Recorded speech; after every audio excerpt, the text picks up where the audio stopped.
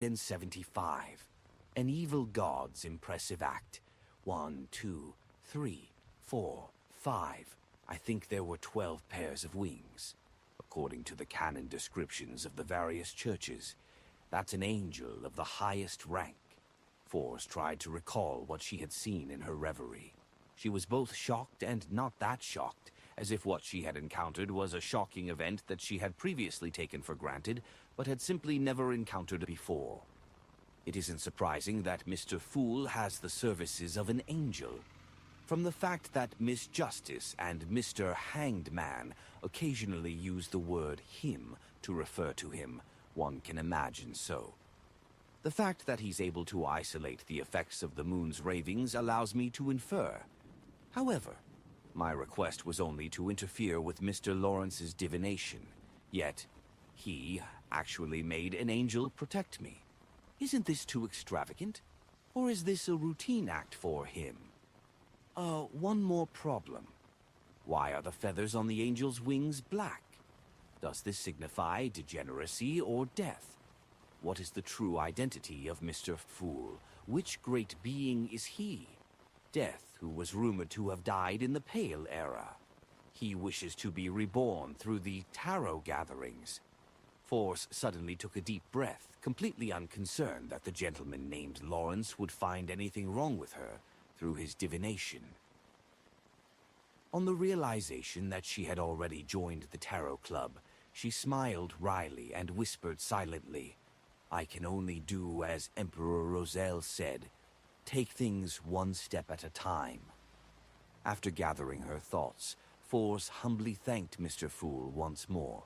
Following the normal process of a ritual, she extinguished the 3 candles' flame and began to clear the altar, which was filled with all kinds of items. Above the gray fog, Klein temporarily put the matter of the Abraham family at the back of his mind. According to his original plan, he conjured a pen and paper and wrote the following divination statement: Daisy's current situation. Putting the fountain pen away, Klein stacked Daisy's vocabulary book and the piece of paper with the divination statement on it and held them in his left hand. Then, leaning back in his chair, he entered a state of cogitation, reciting the words Daisy's current situation over and over again. After 7 times, Klein fell asleep, his eyes black with a hint of red before grayness surfaced in them. One scene after another began to flash. Some were contiguous, some had gaps, and some were completely incoherent. Klein saw Leave's youngest daughter, a 13 or 14-year-old girl who persisted despite being repeatedly scalded. She was dragged into a remote alley by a man wearing a heavy jacket and a grayish-black cap after he covered her mouth with a handkerchief from behind. Another man who was dressed the same took her legs and they lifted her as they quickly walked away. Their destination was the carriage parked outside the alley. The whole incident was over in less than 2 minutes, and by the time Daisy's sister, Freya, returned to search for Daisy, the carriage was already gone. Within the carriage, a sharp, ice-cold dagger was held to the muddle-headed Daisy's face, and lewd threats rang in her ears. The carriage drove into the luxurious villa. Daisy was in a small, dark room, and from time to time the sound of women's cries, screams, and curses echoed outside. Daisy woke up and cried out for help, but the door was opened, and she was kicked away. The pain made it impossible for her to get up.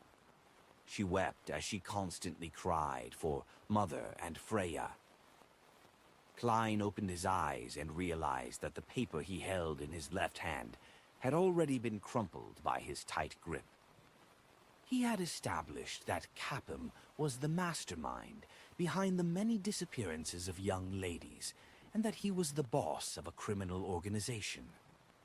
The problem, however, was that the case shouldn't and couldn't involve powerful Beyonder forces.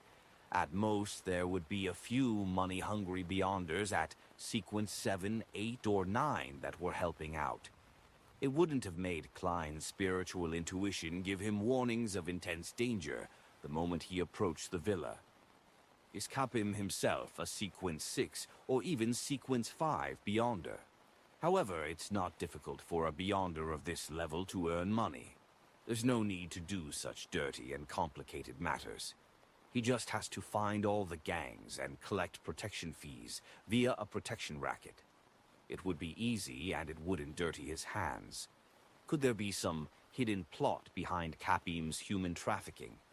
As he pondered, Klein used the power of the gray fog to restore Daisy's vocabulary book to its original state. After a few seconds of silence, he took out another piece of goatskin and wrote a new divination statement. Saving Daisy is a dangerous matter. After reading it carefully twice, Klein removed the spirit pendulum from his left wrist, letting the topaz pendant fall and hang above the surface of the paper, almost to the point of touching the statement. After taking a few seconds to compose himself, he closed his eyes and began to recite the divination statement he had just written. When he finished reciting it, Klein opened his eyes and looked at the pendulum in his left hand. The topaz pendant was rotating clockwise at a fairly fast frequency, and with a rather high amplitude. This meant that saving Daisy was a rather dangerous act.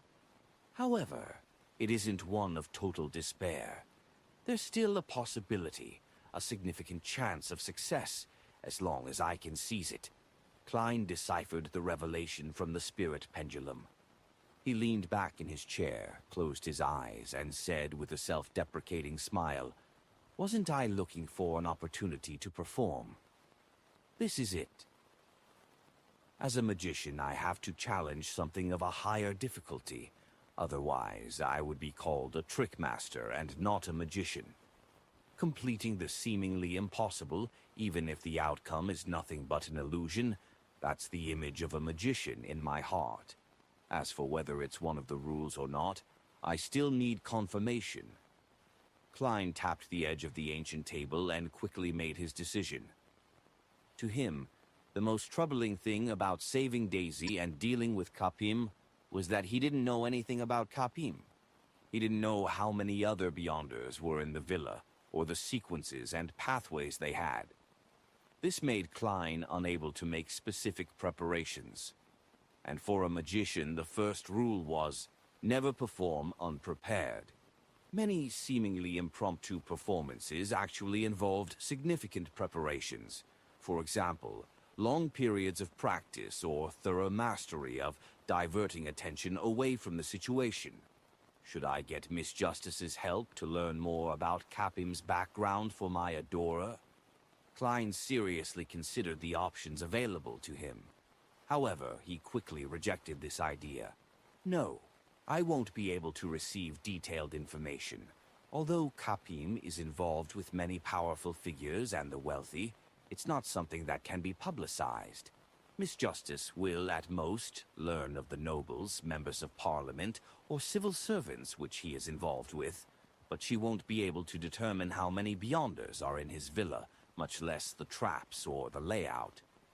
Through the clues from these connections, Miss Justice might be able to figure out what I wish to know given a few weeks' time, but that's too slow. Rescuing Daisy needs to be done as soon as possible. Any delays will result in a tragedy. Klein's eyes swept across the surface of the long bronze table and onto the junk pile in the corner. His mind began to formulate an idea. On the one hand, I can get Miss Magician and her friend, Miss Shio, to investigate Capim's background and determine which Beyonders he has ties with. The two ladies are very well connected in East Borough, several gangs, and a considerable number of Beyonder circles. On the other hand, I can take action by myself. I can obtain information from the servants or bodyguards that come out from Capim's villa via mediumship. After finalizing his plan, Klein was in no hurry to get help from Miss Magician. He decided to try doing it by himself first, so that he could find out more about the matter in a targeted manner. In the blink of an eye, his figure disappeared from the towering palace above the gray fog. After lunch, a man wearing a grayish-black cap and a thick cotton coat cautiously left from the back door of Capim's villa. He walked all the way to a crossroad and got into a rental carriage. Iao, East Borough. He touched the dark red birthmark on his face and instructed the carriage driver. The carriage began to move, and the man looked out of the window with a bored expression, admiring the beautiful ladies and young ladies on the streets. If only we could kidnap them. The man let his imagination run wild as he revealed a regretful expression. When he was far from Iris Street, he suddenly shivered, and his eyes became slightly dazed. He knocked on the wall and said to the carriage driver, "Stop, stop!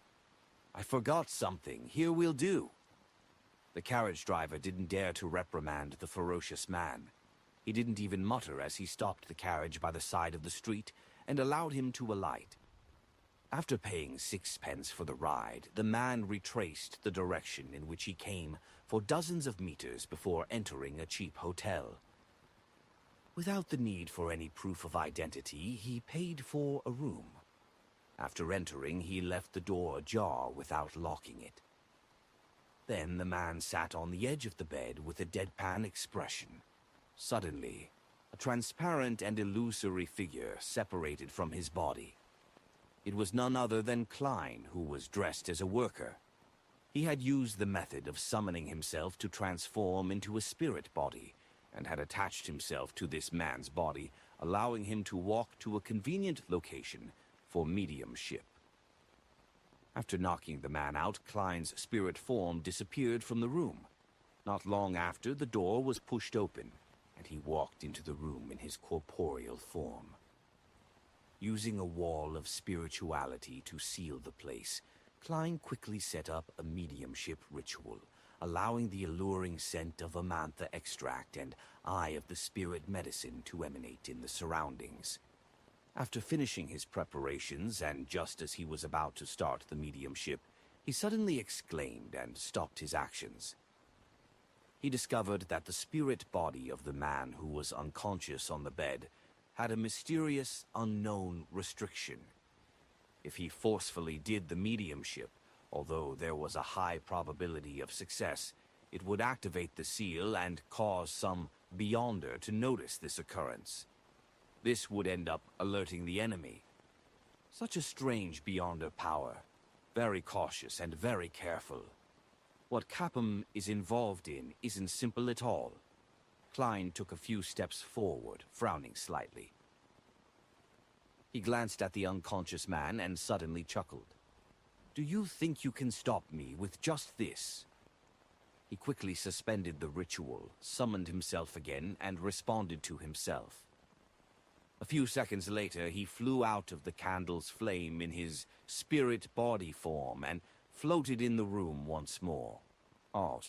Without any hesitation, Klein, in his spirit body form, suddenly approached and possessed the unconscious man. The man suddenly sat up and opened his eyes. His expression appeared lifeless. He straightened his body, walked to the front of the altar, step by step, and then chanted in a low voice, "The fool that doesn't belong to this era. You are the mysterious ruler above the gray fog. You are the king of yellow and black who wields good luck." Chapter 3, 176. Mr. Harris. In a room filled with the ethereal fragrance of Amantha extract and eye of the spirit medicine, Capim's henchman, who had been possessed by Klein, was made to chant the fool's honorific name. Amidst the monotonous yet rhythmic murmurs and the fragrance that made it difficult to focus, the man's spirit body gradually dissipated. He became muddle-headed but maintained a certain degree of unusual lucidity, as if he was hypnotizing himself. With Klein's help in his spirit body form and the feedback from the chanting the fool's honorific name, he slowly entered an artificial sleepwalking state.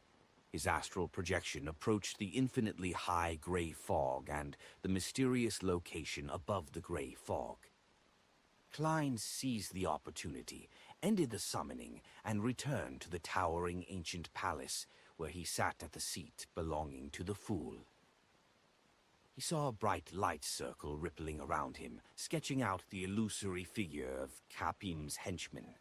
The mysterious space was affected by the ritual as it trembled slightly. Some of the energy was being pried away and was slowly flowing. Klein picked up the Dark Emperor card, and a paper figurine flashed in his hand. With a flick of his wrist, the paper figurine flew out and absorbed the sliver of energy that had been pried out of the gray fog. It then transformed into a man wearing a black cap and a thick cotton jacket. He looked identical to Capim's henchman. Even his aura and feel was indistinguishable from the real person. This paper figurine overlapped with the target's illusory figure and helped him resist the mysterious and unknown restrictions placed within his spirit body. At the same time, Klein held the Dark Emperor card and spread his spirituality, touching the projection of Capim's henchman, formed by the pure light. This was one of the applications of secret deeds, where a weak human and a great being were able to be a little in tune with each other, feeling the corresponding knowledge and gaining a wonderful spiritual experience. Unlike normal circumstances, Klein was playing the role of the great being in this instance. In this kind of close interactive state that belonged to a secret deed, humans could gain knowledge from great existences, and great existences could also naturally use questions to obtain the information they wanted. If it wasn't for Klein's inability to master the field of the mind, he would have been able to plant an inducing suggestion. "What kind of powerful people are in Capim's villa?" Klein asked, through the interactive spirituality state. Without any resistance, the projection transmitted the memories to Klein, making him feel like he was watching a holographic film. The man in the cap stood respectfully and fearfully in the room. In front of him was a middle-aged gentleman in a black tailcoat and a white wig. This gentleman had a long, thin, and stern face, and his mouth was naturally pursed, giving off an exceptionally cold feeling. He followed the golden chain on his watch, took out a pocket watch of the same color, pressed it open to take a look, and then he said in a deep voice, "Look at me." The man in the cap didn't dare to disobey as he raised his head and looked in front of him. "Yes, Mr. Harris." Before he could finish his words, he saw a pair of eyes that flickered with a strange light, and he heard a command: "Maintain secrecy. You can't leak anything you see or hear in this villa to anyone else." The man in the cap trembled inexplicably, feeling that he had to do as the other party had ordered. He lowered his head again and said, "Yes, Mr. Harris." The man in the cap carried an unconscious girl along the stairs to the entrance of the basement. There was a small room that was separated from the others, and a bearded man with an unknown age was sitting inside it. This bearded man had a pair of frighteningly cold blue eyes. He held a thin piece of flannel in his hand and was carefully cleaning the grayish-white rifle on the table. The rifle was thick and long, connected through a pipe to a large mechanical box of the same color. It was a high-pressure steam rifle. That was a military-controlled item. "Mr. Belize." The man in the cap bowed his head in greeting. The man in the cap entered a neatly arranged underground structure which resembled a prison. He then locked the unconscious girl in one of the small rooms. He locked the door, returned to the corridor, and picked up the lantern he had been assigned. At that moment he saw a figure slowly approaching from the other end of the corridor. Hui! The figure seemed to be able to see through the darkness without any lighting. With the aid of the lantern, the man in the cap realized that it was a woman in her 30s. The woman was wearing a brown bonnet, a thin white blouse, and suspenders, as well as leather boots that reached her knees. There were old scars on her face and a cruel smile at the corners of her mouth. The man in the cap lowered his head in fear as he stammered, "Ma'am, Katie." The woman ignored him. Step by step, she approached him and walked past him, as though he was nothing more than air. When the lady named Katie had left, the man in the cap curled his lips and said, "Bitch, when you get into bed, you'll definitely be more energetic than a prostitute." He pushed up his crotch, held up the lantern, and left the basement. The man in the cap met two men in the grand hall that shimmered gold. One of them was about 1.65 meters tall, and he was a little plump. He didn't have any special features, but his eyes always had a frightening look. The other was slightly taller than 1.70 meters, and he looked a bit old. He had some wrinkles and a high nose bridge. His brown eyes were filled with spirit, and he didn't seem to have a look of deterrence. "Mr. Capham," the man in the cap greeted the plump, middle-aged man. Then he said to another person, "Mr. Parker." In the early light of dawn, the man in the cap met the cold, middle-aged gentleman called Mr. Harris at the entrance to the basement. Harris, wearing a white hood, glanced at him, who was standing respectfully by the side. He indifferently stretched out his right palm towards the entrance of the basement and solemnly said, "Confinement." Silently, there was a subtle difference in the surroundings. "There are a total of 4 Beyonders, at least 4 of them. The strongest should be that Mr. Harris, Sequence 6 at the very least, or maybe even Sequence 5. I wonder what pathway it is. It does seem similar to the Dark Emperor pathway, relying on order and issuing commands. Judging from the scenes just now, the restrictions pertain only to the basement, not the entire villa. That's right. With so many people coming and going during the day, it would be too troublesome to enter and exit once the restrictions are in place. Wonder if it's the same at night." Klein analyzed the information he had just received and asked again, "What's the overall layout of the villa?" He quickly received feedback and saw a magnificent hall, a wide dining room, connected corridors, washrooms, and scenes of the basement. Through them, Klein pieced together in his mind the rough layout of Capim's villa. Feeling the drain on his spirituality, he asked a final question. Who are the important figures whom Capim is closely related to? The scene in front of his eyes was the magnificent hall from before. Half-naked girls were prostrating themselves while serving the guests drinks, letting them abuse them or fool around with them. Otherwise, they were being dragged directly to a secluded spot to be ravaged. They were young, and their faces were bitter and numb. Any slight delay or lack of enthusiasm would result in them being whipped by Capim's attendants or maidservants. None of these servants showed a shred of sympathy despite seeing such evil scenes. They fought to be the first to showcase themselves in a bid to obtain rewards. Klein saw Capim among the guests, the cold Mr. Harris, and a member of Parliament from the House of Commons, who often appeared in the newspapers. Fardera, a fat man who was addressed as Deputy Chief.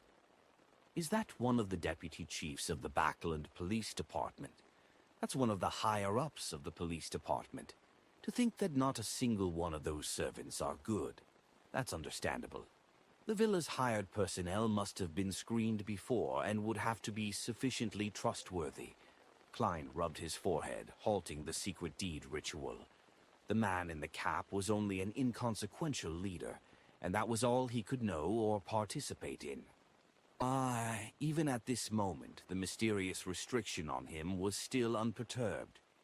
Klein ended the ritual and allowed him to vanish from above the gray fog as he returned to the real world. In a daze, he sat by the bed and looked at the man in the cap who was unconscious. According to the information he had just gathered, he analyzed the feasibility of a performance and considered one plan after another. In the end, Klein came up with a definite idea. He whispered to himself, "Perhaps I don't need a helper. A helper would drag me down instead, making it inconvenient for me to escape in times of danger. Picking the right time is very important. Nearly 50 minutes later, the man in the blackish-gray cap appeared in East Borough as he headed straight for the streets controlled by the Zeminger gang. As soon as he saw a few dark-skinned, lean people with ferocious looks, he immediately went close. Pretending to not watch where he was going, he bumped into one of them. "Damn it, you bunch of trash," the man in the cap cursed loudly and punched at one of them. Highlanders, who loved to fight, didn't back down and entered a brawl with him. In the process, the man in the cap pulled out his dagger, and the other Highlanders also drew their weapons. Slash! During the battle, a dagger stabbed into the capped man's neck as he failed to dodge in time. It went right into his arteries. The man in the cap fell as red blood pooled around his head. He quickly lost his life, and the illusory, transparent figure within his body immediately vanished. Klein returned above the gray fog, and using it as a springboard, he re-entered his body. He then opened his eyes in the cheap hotel in Sherwood Borough. He cleaned up the rest of the evidence and went to the front desk to check out the room. On his way back to Mint Street, Klein once again went above the gray fog. He wanted to divine a simple but crucial piece of information. He picked up a fountain pen and wrote down a line of text. Kapim's dinner time today. Chapter 377. Kapim's dinner. Putting down his dark red fountain pen, Klein picked up the piece of paper with the divination statement and leaned back in his chair. His lips moved as he whispered, "Kapim's dinner time today," over and over again. Klein's voice echoed above the empty gray fog as his eyes rapidly turned dark and his eyelids drooped. In a fragmented dreamscape, he saw the spacious, elegant dining room where there was gilded porcelain cutlery, caviar, roasted chicken, lamb stew, fried ribeye steak, deep-fried dragon bone fish, thick, creamy soup, and so on. The food was placed in a certain order according to specific requests in front of several diners. Among them was the slightly plump Kapim, the middle-aged gentleman in a white hood, Harris, the thin-bloused Katie, and Parker, whose face was rather unintimidating due to his old age. Looking out from the end of the dining table, he could see a window decorated with gorgeous decorations. Outside the window, the clouds were sparse, and the crimson moon was faintly discernible in the air. Klein opened his eyes and marked the location of the moon in his dream. Using his knowledge in astromancy, he quickly calculated a rough corresponding time. It looks like it's from 7:30 to 7:45 in the evening. Considering those few scenes, Kapim and the others have already finished more than half their meals, so I can push the time back by another 15 minutes. That way, 7:30 is the best choice, Klein muttered silently to himself as he interpreted the revelation from his dream divination. Eating at 7:30 was not a rare occurrence. This was even considered mainstream in the Lowen Kingdom, and even the northern continent, because many middle-class people, either due to their personal situations or because of low rent, lived in the suburbs and had to commute to work by taking the short-distance steam locomotive. By the time they got home, it was usually after 7 in the evening, so it was normal for people to have dinner between 7:30 and 8 o'clock. Klein had had the same experience in Tingen City, but that was because he had no servants and no housewife. Once the 3 siblings returned home, they still needed to busy themselves for quite a while before they could enjoy any hot food. It wasn't because they lived far from work. This was why civilians and the poor often had dinner between 7:30 and 8 o'clock. As lunch and dinner were separated by quite some time, afternoon tea, which should have belonged to the upper-class citizens, became popular among the middle-class citizens and civilians. When he finished the interpretation, Klein recalled the revelation he had just received.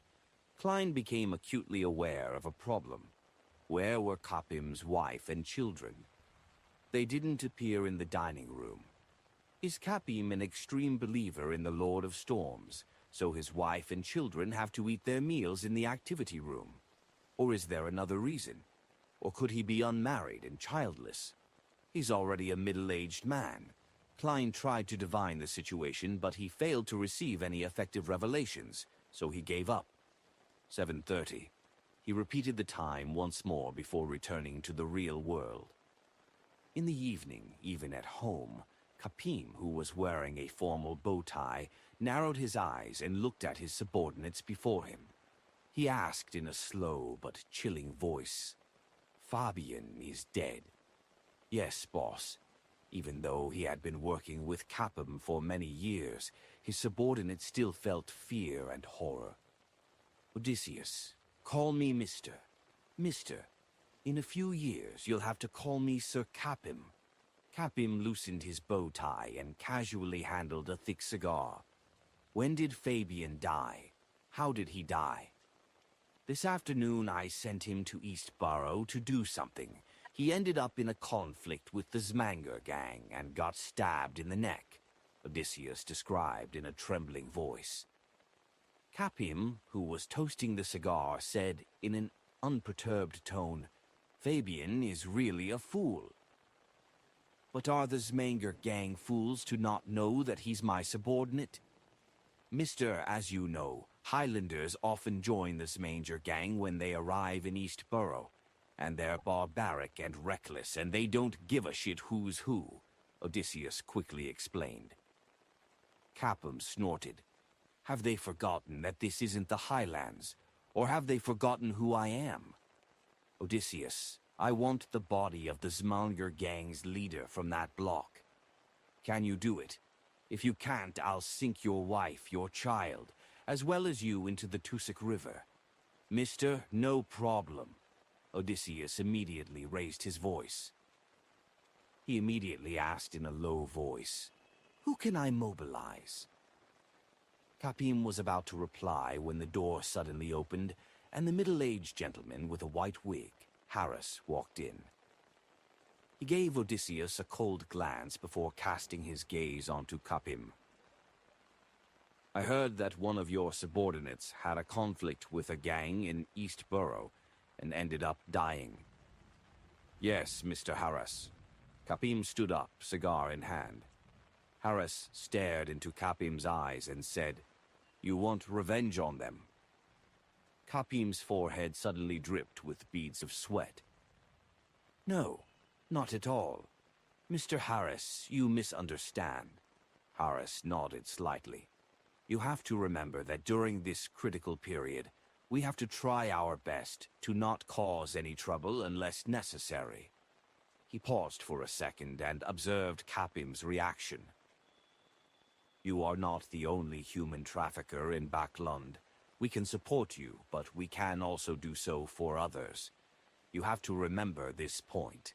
The reason why I picked you was because you were vicious and shameless enough. However, you were extremely cautious. It wasn't because you were the biggest human trafficker." From the side, Odysseus listened to the duo's conversation. He wished that he was just a mass of air.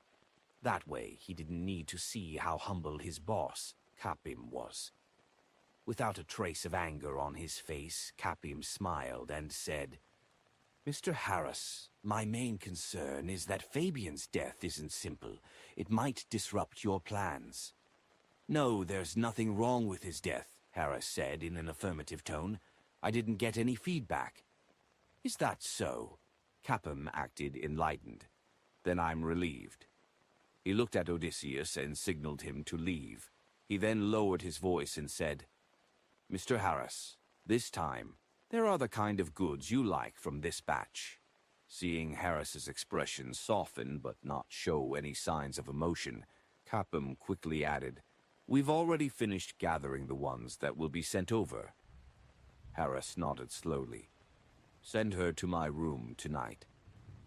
"Yes, Mr. Harris," Capim said with a big smile. After Harris left, his face turned gloomy. He took a deep breath and whispered, "I hope that you can keep your promise this time. I don't want to be involved in anything like that anymore." He clearly remembered that year during the Harvest Festival. Someone had come to him, hoping to get a batch of innocent girls. From that day on, the trajectory of his life had undergone tremendous changes. He had taken a fifth of the market share of the unlawful slave trade.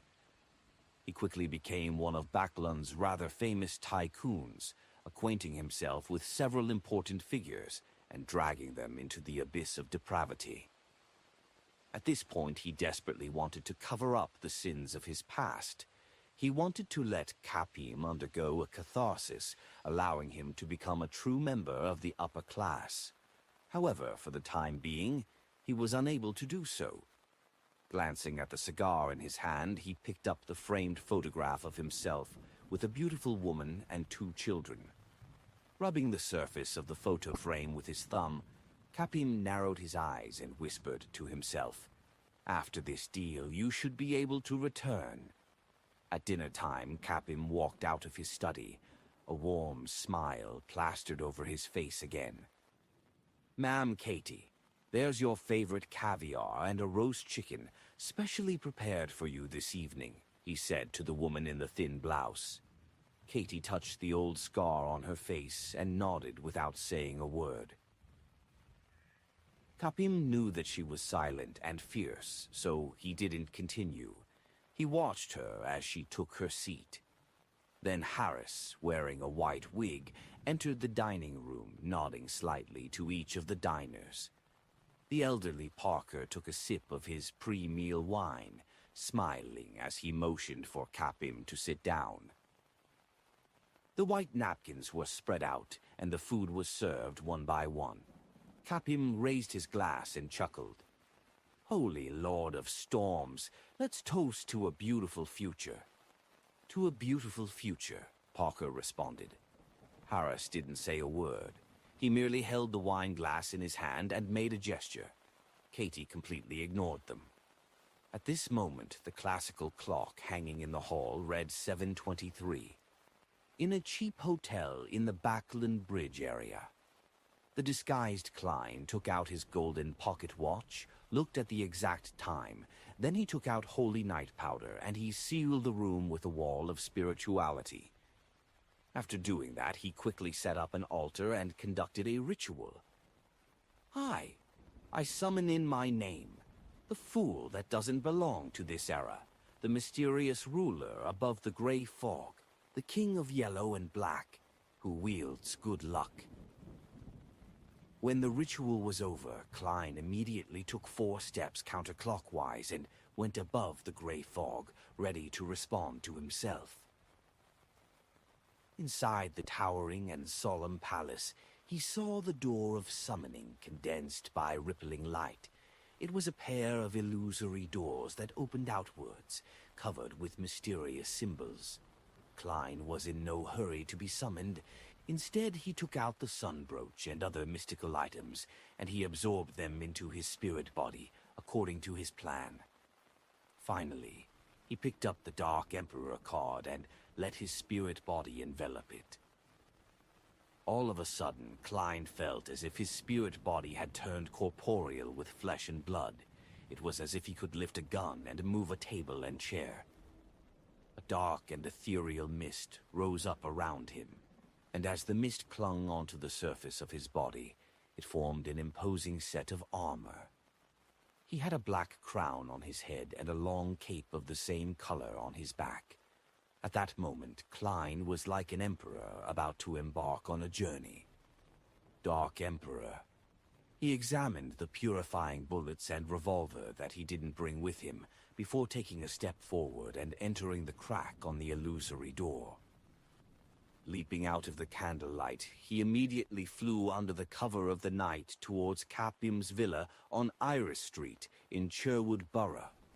Not long after, he floated in front of the artificial fountain and approached the villa's entrance at a relaxed pace. The patrolling guards passed by him, but they didn't have any reaction. Since it wasn't really late into the night yet, there were no beyonders on guard outside. In addition, Klein wasn't afraid that the powerful Beyonders inside would notice and have a premonition. It was because the Dark Emperor card possessed anti-divination and anti-prophecy characteristics. Chapter 3, 178. The show begins.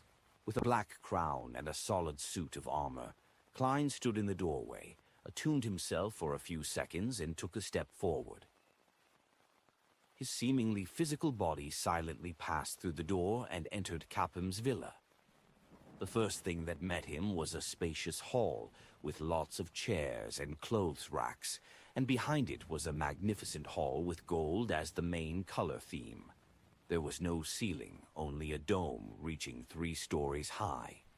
A giant crystal chandelier hung down, and on each petal was a pearly white candle.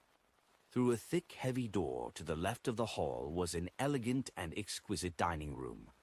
The fragrance of roasted meat was the richest inside, concealing the smell of alcohol and other food. Klein was in no hurry to enter the dining room. He partially circled the exterior first, occasionally reaching out his hand to pull on the grayish-white gas pipes. It appeared as if he was experimenting with his physical strength after carrying the Dark Emperor card, to see how much of an impact he had on the real world. While he was a seer and clown, Klein's spirit body only had an intuition ability that was separate from divination. He possessed only 2 spell-like powers, which were to directly attack the soul and to freeze the target through contact. Once he advanced to the magician's sequence, even if Klein didn't rely on the Beyonder powers of his physical body, he could still use paper figurine substitutes and air bullets in his spirit body state. In addition, he began to be able to possess others and gain basic control of the target. Augmented by the Dark Emperor card, the strength of his spirit body increased, and the number of items he could carry increased. His spell-like powers, which could directly attack souls, evolved into a specter's shriek. It produced sound waves that were inaudible to humans, but capable of damaging the souls of all living beings in the area. Similarly, the frozen effects derived from contact was clearly strengthened. After confirming everything, he found the corner of a wall and penetrated it to enter the dining hall. Then, suppressing all his emotions, he swept his eyes across the long table. The scene of Harris in his white wig, Katie in her thin blouse, Parker with his aged face drinking red wine, and the slightly plump Capim slicing his ribeye steak caught his eye. Klein retracted his gaze quickly, not daring to look too much, lest the few Beyonders would discover him via their spiritual perception. With the help of the spiritual glows from the male and female servants standing around him, that is, the color of their auras, he carefully circled around the dining room and figured out the exact layout. For example, the size of the dining room was equivalent to the total area of his living room, dining room, and activity room. Another example was that there was a fireplace that burned with charcoal. It warmed the entire room via a pipe. There were 16 elegant gas lamps, and their lighting mixed together, making the room appear like it was daytime. Across from the fireplace was a wall which had hanging picture frames. There were sketches and oil paintings, all works of famous artists. That bearded Belize isn't here. He should be changing shifts at the basement. For a Beyonder to be willing to do such menial work, Capim is definitely not involved in a simple matter of human trafficking. Klein thought for a few seconds, then he leaned against an oil painting of the sunset. He reached his hand into his body and unscrewed a translucent brown bottle's cap. It was the biological poison bottle. The reason why he paid so much attention to the time and chose to arrive at dinner time was because at this very moment the main figures were gathered here in the most orderly manner. It was the most advantageous for him to use the biological poison bottle. And with the tightly shut doors and windows during early winter, it allowed the effects of biological poison bottle to be more effective and have faster effects. In addition, Klein didn't soak the biological poison bottle to concoct the prophylactic drug before he came. He was currently in his spirit-body state, so he wasn't afraid of biological poisons. With his spirit body's concealment and containment, he stood there silently and patiently admiring each and every one of the elegant wall lamps, which were connected to the grayish-white gas pipes. Quickly, the odorless poison swiftly emanated outwards. Harris, with his white wig, sliced up a deep-fried dragon-bone fish, dipped it in black pepper sauce, and stuffed it into his mouth. Chewing and swallowing, he picked up the faintly golden champagne that was bubbling like a string of beads, and took a sip in a good mood. He couldn't help but think of the entertainment that he would be experiencing that evening, the joy of a stubborn girl being conquered by him. This affected his appetite and made him unable to concentrate. Katie didn't get the servant to help her slice the roasted chicken. She was burying her head holding a knife and fork, and like doing a precise dissection, she quickly divided the chicken into several pieces. They were all almost the same size. As Parker sampled the red wine and ate the stewed lamb, he would occasionally chat with Kapim, who was sitting at the head of the table and was considered as a guest that didn't sully the title. The dinner proceeded in an orderly manner, and finally, Kapim put the last piece of beef into his mouth. He smiled at the three Beyonders and said, "Mr. Harris, Ma'am Katie, and Mr. Parker, tonight's desserts are from La Borriga's head chef. There are 3 kinds: fruit caramel pudding, cream shortcake, and the carrot cake." Harris, who had always been cold, nodded slightly. "We love dessert so much in this country." As soon as he finished his reflection, he saw Copham raise his hand and scratch his cheek before scratching again. "It's a little itchy." Kapim smiled apologetically. Before he could finish his sentence, he couldn't help but scratch one more time, leaving a clear, bloody mark on his face. The bloody mark quickly swelled up, and his skin turned translucent. One could even see yellowish pus inside. "It's really a bit itchy." Kapim smiled again. He scratched the original spot again, but due to using excessive force, the swelling caused the translucent skin to split open, and pus with a nauseating smell sprayed out. Harris narrowed his eyes and shot to his feet, looking around warily. "Ha ha ha ha! Ha ha ha ha!" At that moment he heard exaggerated laughter, and his body suddenly tensed up. He saw a male and female servant holding onto their bellies, laughing out loud. They laughed so much that they couldn't even straighten their backs. Tears flowed out from their laughter. Their laughter caused the room to turn completely silent. Like a chain reaction, the rest of the servants fainted or vomited yellow-green liquid continuously without end. None of them were spared. Bam! Katie flipped the dining table, letting the gold-plated cutlery and leftover food and wine to spill onto the floor. She had a revolver and a soft black whip in her hands. Parker stood up as well, but his mind appeared adrift. He looked at Copham, crying miserably for help as he kept scratching and forcefully tore off a few pieces of flesh. For some baffling reason, he felt that the other party's ugly and disgusting appearance was quite the fine sight. At that moment, Harris realized that he was a little out of breath and realized that the room was probably filled with poison. He growled, "Hold your breath. Parker, open the door. Katie, follow me to find the intruder." At this moment, Harris was grateful that the dinner had been enjoyed with Copham, and there were quite a few attendants around. These ordinary people's ability to resist poison was far inferior to Beyonders. The fact that they showed signs ahead of time had allowed them to detect that something was amiss even before the poison had reached the deepest part of their bodies. Parker, who has the lowest sequence, should be the one with the most severe symptoms among us. Harris suddenly had this thought. Creak! As Parker opened the door to ensure that the dining room was no longer sealed, Harris, relying on his spirit vision, discovered an illusory figure quietly fleeting around. The figure wore a thick and imposing black armor, and a pitch-black crown on his head. A mask of the same color covered his face, making him look like a king from the spirit world. It was none other than Klein. Harris raised his right hand and pointed at the black figure that couldn't be seen by ordinary people.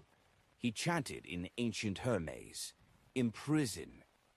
All of a sudden, the black figure's surroundings turned viscous, as though it had transformed into a giant amber or produced a sealed, transparent wall. The figure was rooted to the spot, hardly able to move. Katie had taken aim long ago, and she pulled the trigger. They worked well together. With two bangs, the light golden bullet, filled with strange patterns, penetrated the viscous air and hit the black figure. The bullet pierced through and struck the wall opposite. The black shadow self-ignited, reduced to a roughly cut paper figurine. Within the pale golden flames, the paper figurine was quickly reduced to ashes. Pa! With a strange, crisp snap, the light from the 16 elegant gas lamps and the fire burning quietly in the fireplace suddenly lit up, leaving Harris, Katie, and Parker with only a brief flash of red before their eyes. Soon after, all the flames were extinguished, leaving the dining room illuminated via the human-height street lamps outside the window and the crimson moonlight shining through the layers of clouds. It made the place abnormally dark and silent. Harris and the others once again relied on their spirit vision and spiritual perception to search for the ghostly intruder. At the same time, he realized that the poison wasn't showing its effects fast enough.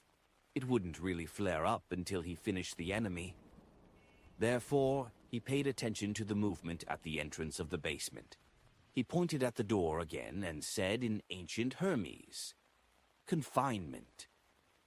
The entire dining room suddenly froze, as if there was an additional layer of an invisible wall that even spirit bodies couldn't penetrate. Harris wanted to make it impossible for the intruder to escape. "I've found you." Wielding the revolver in one hand and the whip in the other, Katie noticed a black figure floating in the air. A strange light flashed in her eyes, and before she could attack, her mind buzzed as if someone had struck her head with a wooden stick. She felt as if she had encountered an indescribable shriek. A few drops of sticky blood slowly dripped from the tip of her nose. Harris only felt slight dizziness, while the symptoms of shortness of breath seemed to worsen. Parker, the weakest of them, was seeing stars, and his steps became unstable. Suddenly, someone patted Parker's shoulder. A cold and gloomy feeling gushed over, causing him to freeze on the spot. It was as if he was completely covered in ice, and the cold moisture seeped into his bones. A familiar, deep voice sounded in his ears. "Imprison." Parker was instantly trapped by the transparent wall that imprisoned the door. However, Klein didn't possess him, and went straight through instead, avoiding the effects of Harris's spell in a timely manner. Harris narrowed his eyes and waved his right hand. Release. Chapter 3, 179. Magic's Key Segment. The invisible prison around Parker's body immediately collapsed, leaving not even a single trace of it behind. However, he didn't regain his mobility. Instead, he slumped to the ground, shivering continuously, as if he was still frozen. This wasn't only an after-effect of soul touch, but also the effect of Klein's direct attack on his soul. Parker, who was only a Sequence 8, was unable to recover in a short period of time. He couldn't even control his breathing and, as a result, inhaled large quantities of the biological poison, which was identical to the one in his body, once again. His weakened state caused the poison in his body to act faster. His eyes stared blankly as he instinctively changed direction. He saw Capim rolling on the ground and scratching his face and body constantly. He saw the thin strips of flesh hanging by the side of the wounds and the ghostly white color of his bones. Parker gasped and struggled to climb over. Capim, whose itch made him rip off the outer layer of his skin, suddenly discovered that Parker was crawling toward him with bloodshot eyes.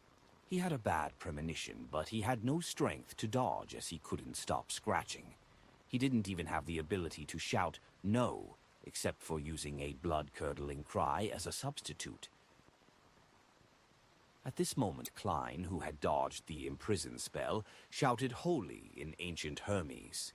Then he rubbed his fingers together and shot an air bullet through the dark, golden sunbird brooch's coruscating glow. As soon as the air bullet was formed, it took on a holy luster and shot straight towards Harris's face. This was the holy oath provided by the sun brooch, and Klein had augmented the air bullet with holy damage. Harris had long since changed his position. He was abnormally agile, and unlike a mage, he was more like a pugilist expert. As he avoided Klein's air bullet, he motioned for Katie to lash her whip to hold Klein back. When Klein's attack was interrupted, Harris took an iron-black metal glove from a hidden pocket of his and tried to put it on his left hand. In his spirit-body state, Klein didn't need to look out from the corner of his eye to see what had just happened, despite not facing Harris. He immediately flew up, avoiding Katie's lash. He flew over the chandelier and pounced towards Harris. When Harris saw this scene, he held the black metal glove and pointed diagonally upwards. "Exile!" Klein was suddenly hit by an overwhelming and invisible force. His entire spirit body was blown away by the wind and hit the wall conjured by confinement, but didn't penetrate through it and escape. Seizing this opportunity, Harris put on the iron-black metal glove. In the blink of an eye, he seemed to grow a bit taller. His authority was uplifted, like he was a figure that could determine the life and death of others. The moment Klein was released from the exile state, he felt an inexplicable sense of horror. He couldn't help but want to lower his head, to prostrate, to listen to Harris's every word and obey every order given by him. His movements had become sluggish, and his pupils reflected a rapidly approaching Katie. "Pa!" Katie lashed out with her long black whip and hit Klein accurately. The long whip passed through his spirit body, but it brought a great deal of pain to Klein's psyche, as if someone had pressed a red-hot iron to the weakest part of his body. He jerked his head up and let out a scream. As for Katie, she pulled the trigger of the revolver in her other hand. Bang! Bang! 2 bullets with a light golden glow shot out one after another, striking Klein's body. Bright rays of light bloomed, and the figure wearing black armor rapidly thinned, turning into a paper figurine and quickly burning into ashes. Klein appeared in a dark corner. The sun brooch inside his spirit body was glowing with a dark golden light. Warm powers instantly filled his body, and the extreme horror that Harris had subjected him to quickly disappeared. One of the spell-like effects of the sun brooch was horror immunity. In the short span of less than a minute, Klein had already been forced to use paper figurine substitutes twice. Although it was partly because he did it on purpose, it was still enough to prove the strength of Harris and Katie's joint attacks. It was enough to confirm the divination outcome which Klein had received. This operation would be quite dangerous. If Parker hadn't been temporarily crippled by the effects of the biological poison bottle and his initial surprise attack, the situation would have been even more dangerous. His plan was to rationally give up if all 4 paper figurines were used up, and his opportunity had yet to appear. It wasn't because Klein didn't wish to prepare more substitutes, but because his spirituality could only afford 4 times while in combat. As for the confinement effect that Harris had created, Klein wasn't worried at all. He was now a spirit body that had been summoned. As long as he ended the summoning, he would immediately return above the gray fog. Unless it was intercepted by powers at the level of deities or the special effects of sealed artifacts at Grade 0 or Grade 1, nothing could interrupt this process. Previously, when Klein went to the Royal Museum to steal the Dark Emperor card, the woman who was suspected of being a high-sequence Beyonder was unable to stop him from leaving. This was the main reason why Klein dared to challenge the impossible, even though he knew that the danger was great. Seeing that the enemy was no longer horrified, Harris put on his black metal gloves and signaled Katie to hold Klein back. He then pointed forward and solemnly said, "Specters and wraiths are prohibited here." Klein's body that was covered in black armor immediately trembled, as he was strongly repelled by a powerful, invisible force. However, the level of the Dark Emperor card was extremely high, causing the level of the spirit body to be relatively high as well. This kind of influence that was directly aimed at a particular existence was quickly suppressed. Harris narrowed his eyes, feeling that the intruding specter was very strange. He saw that Klein easily escaped Katie's intervention via flight, so he pushed his palm forward again and announced in ancient Hermes, "Flying and floating are prohibited here." All of a sudden, Klein felt his body become heavy, and he plummeted from midair to the ground. Katie quickly rushed over, and with a flick of her wrist, she lashed out with the whip that directed torture on the mind and soul. She still had many Beyonder bullets on her, but there were fewer than 3 that were targeted for specters and wraiths. Therefore, she temporarily gave up on using the revolver and only relied on her auxiliary weapon. Klein rolled on the ground, skillfully dodging Katie's whip. He heard the crack of the whip as it hit the ground. Katie was about to sweep the whip when she felt an itch at her throat.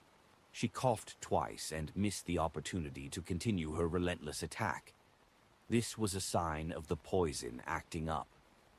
Harris took a deep breath, held his breath once more. He folded his wrist, pointed to himself, and said, "Disciplinary target, wraiths and specters." The surface of his body immediately emitted a light as bright as the morning sun. Even his fist began to shine with lustrous brilliances. Bam! The marble under Harris's feet cracked soundlessly, and his tall, thin body pounced swiftly and fiercely, allowing him to immediately close in on Klein. At this moment, he looked even more like a knight than Katie. Bam! He threw a punch forward, and the air seemed to explode. However, Klein had pulled back ahead of time, dodging the punch with the wind. Pow! Katie helped from the side and lashed out with her whip in the direction in which her enemy was dodging. This forced Klein to have no choice but to roll again and again. He took on a fighting stance while keeping an eye out for Harris's spell-like imprison. As lashing sounds echoed, Harris kept attacking while Katie aided him from the side. In less than 2 minutes, Klein was forced into an unavoidable situation. Even rolling was of no use.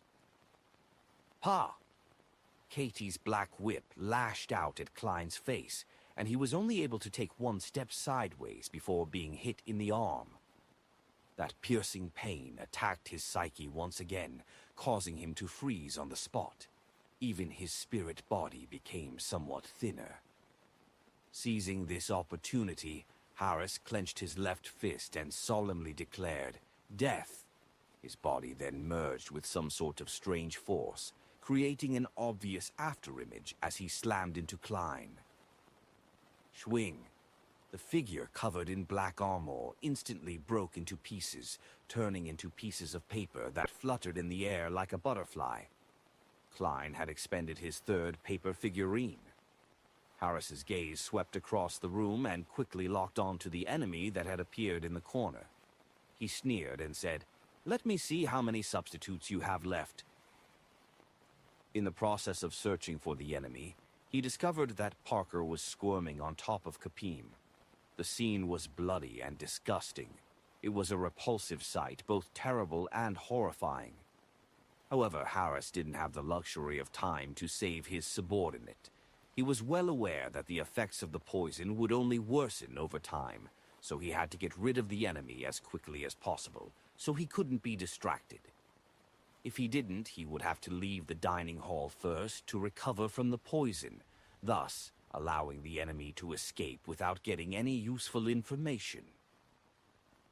He signaled Katie to go forward again so as to hold back Klein, who couldn't fly or float. He took a breath and tried to catch a breather. There's a strange smell in the air.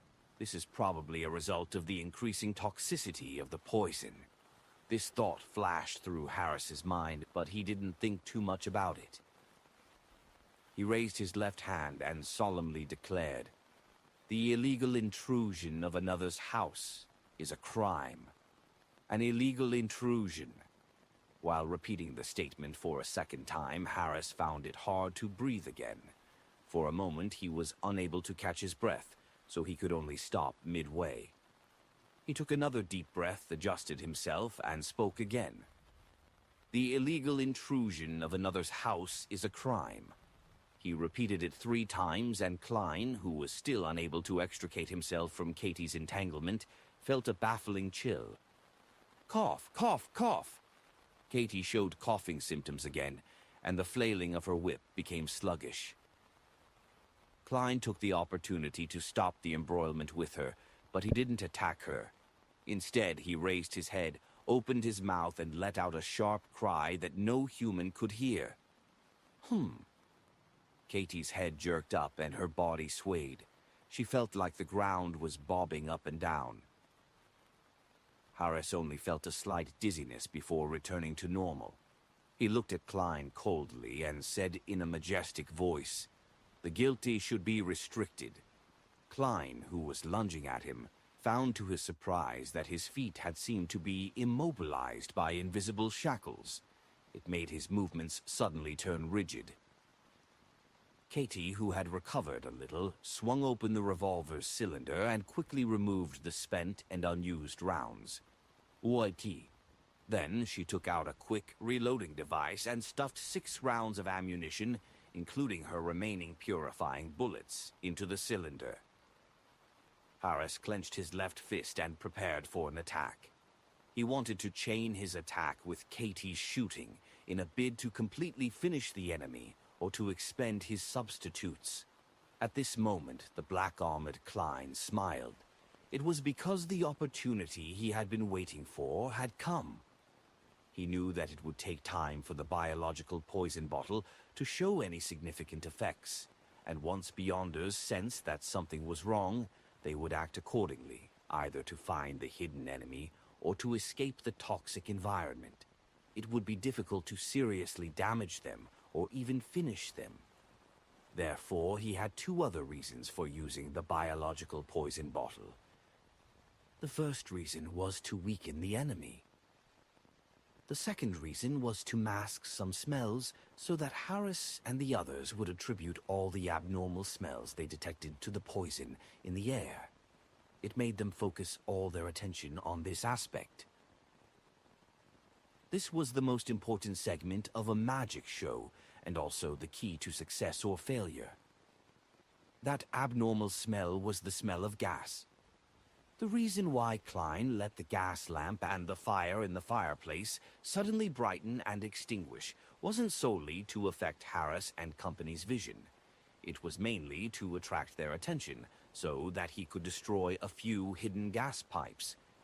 In the beginning, he had intentionally put himself in danger in order to trick Katie into firing a bullet meant for wraiths and specters, so that she would no longer blindly fire at him and not trigger a corresponding explosion.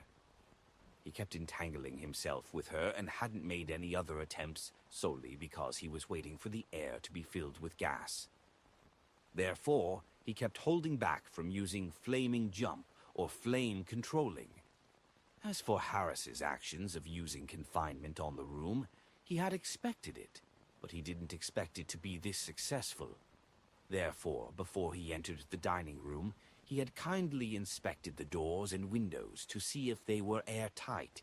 He had destroyed the hidden gas pipes in the hall, causing the area, both inside and outside, to become a huge bomb. Even without confinement, it would ultimately not affect anything. As a specter, Klein was undoubtedly unafraid of explosions. Lower-level ghosts might be annihilated by fire, but specters would at most suffer some damage. This was why Klein had to buy extra purifying bullets and the sun brooch, despite the fact that he had flame controlling. When he saw that Katie had raised her revolver and was about to shoot, and that Harris was about to pronounce death on him, Klein smiled and snapped his fingers. Harris suddenly felt a dangerous foreboding. However, at this moment he saw that a flame had already lit up in the fireplace to his side, instantly igniting the surrounding air. Boom! With a loud boom, Harris's vision was instantly filled with an inferno that filled the room. It was as if he was watching a grand display of fireworks. Chapter 3, 180, Curtain Call.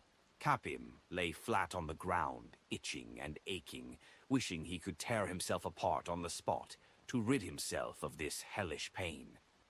Then he saw a scarlet wave of fire that spread over in a flash, and he heard a deafening explosion. He imagined that this last moment would seem infinitely long, and that it would allow him to recall all of the beautiful scenes when his wife and children were still by his side. He thought that he would feel relieved because he would no longer have to endure this inhuman torture. But at that moment, extreme fear and an intense desire to live surged from the bottom of his heart. And the so-called memories didn't even flash past his mind before he was overwhelmed by an excruciating pain before being plunged into deep darkness. Boom!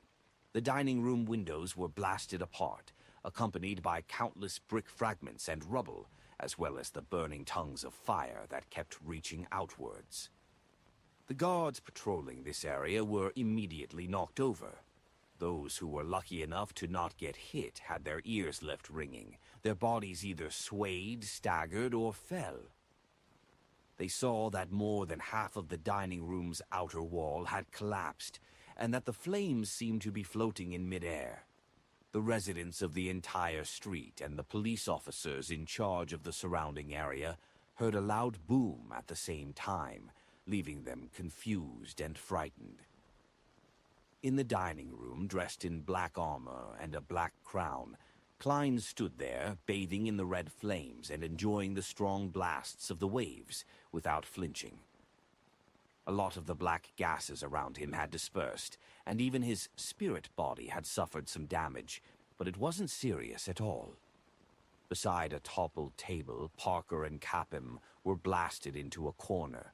Their heads were cracking and their bodies charred. The surface of their bodies was still quietly burning with flames, and the rest of the servants were in a similar state. In the area opposite the fireplace, Katie, who had been unable to avoid the attack in time, was slammed into the wall and then fell to the ground. Her body was mangled and covered in blood, and there were a lot of charred marks on her skin.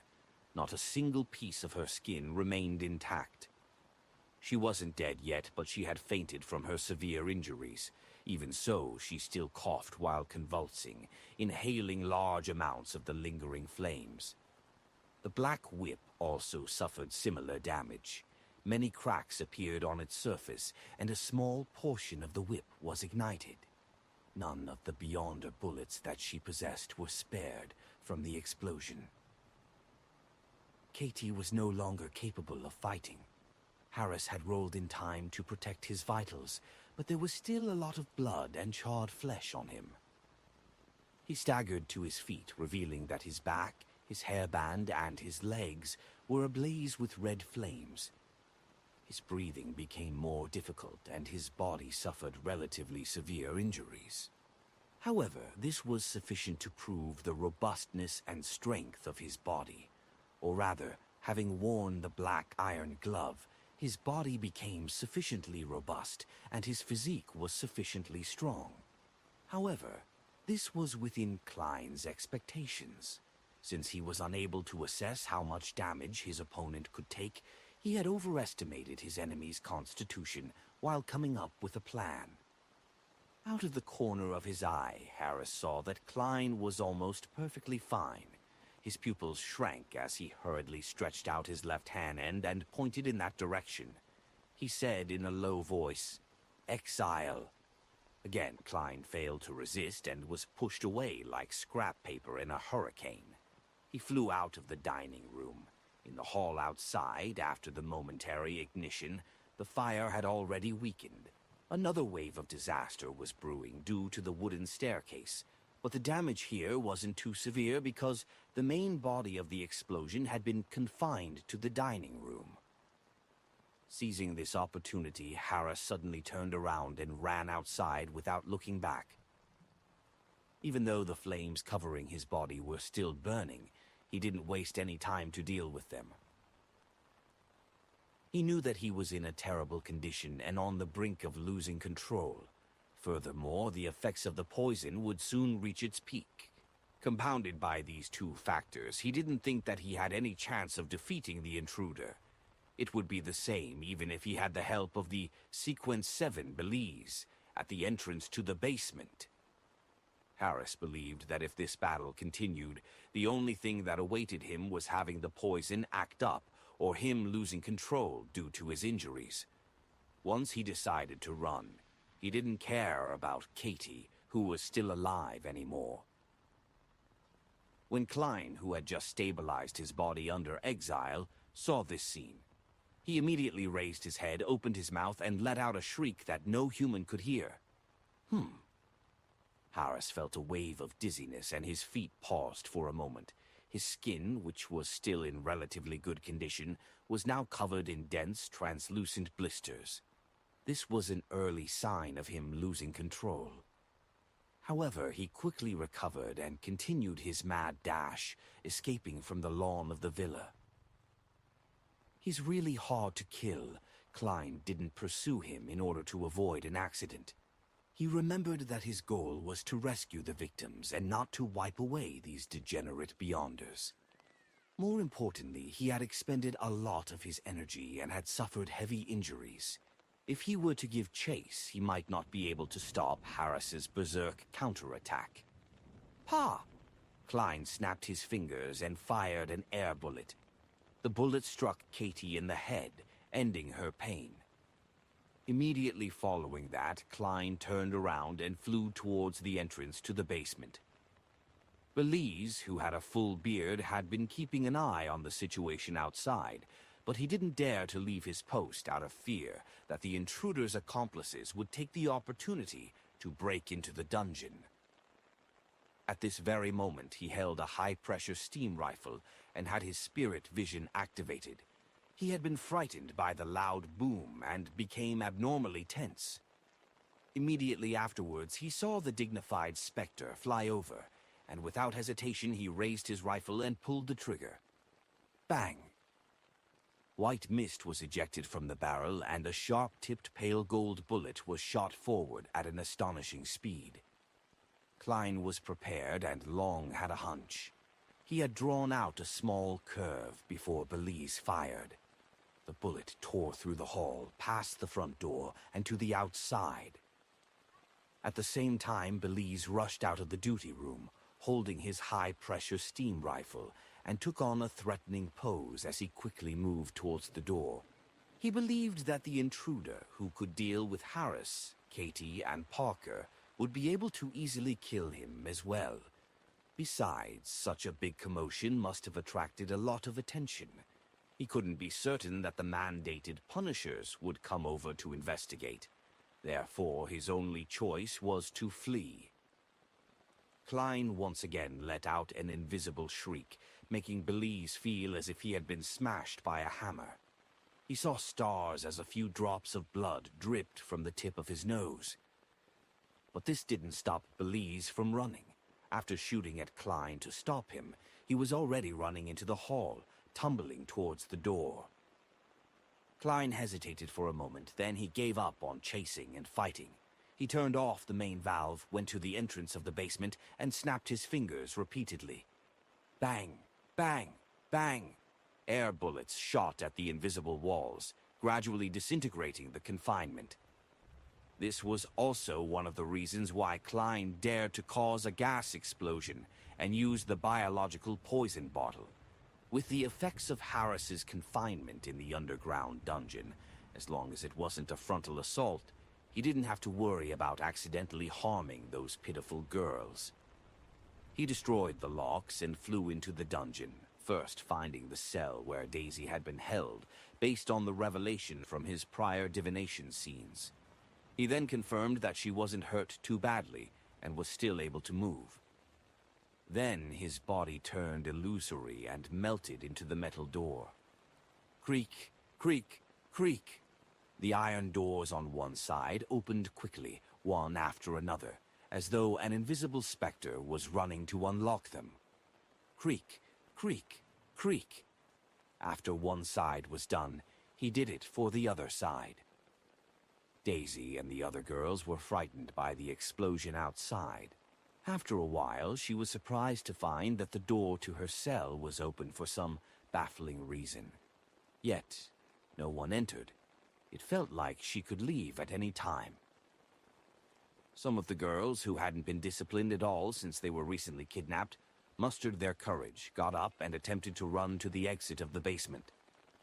They passed through the hall, which was slightly damaged by the explosion, and they left the burning villa's worsening condition, running faster and faster in the direction of freedom. When they reached the street, Daisy and the other girls thought to look back. Looking back, they could just barely make out an imposing figure standing upright on top of the evil building. It was clad in full black armor, and it wore a black crown. Whoosh!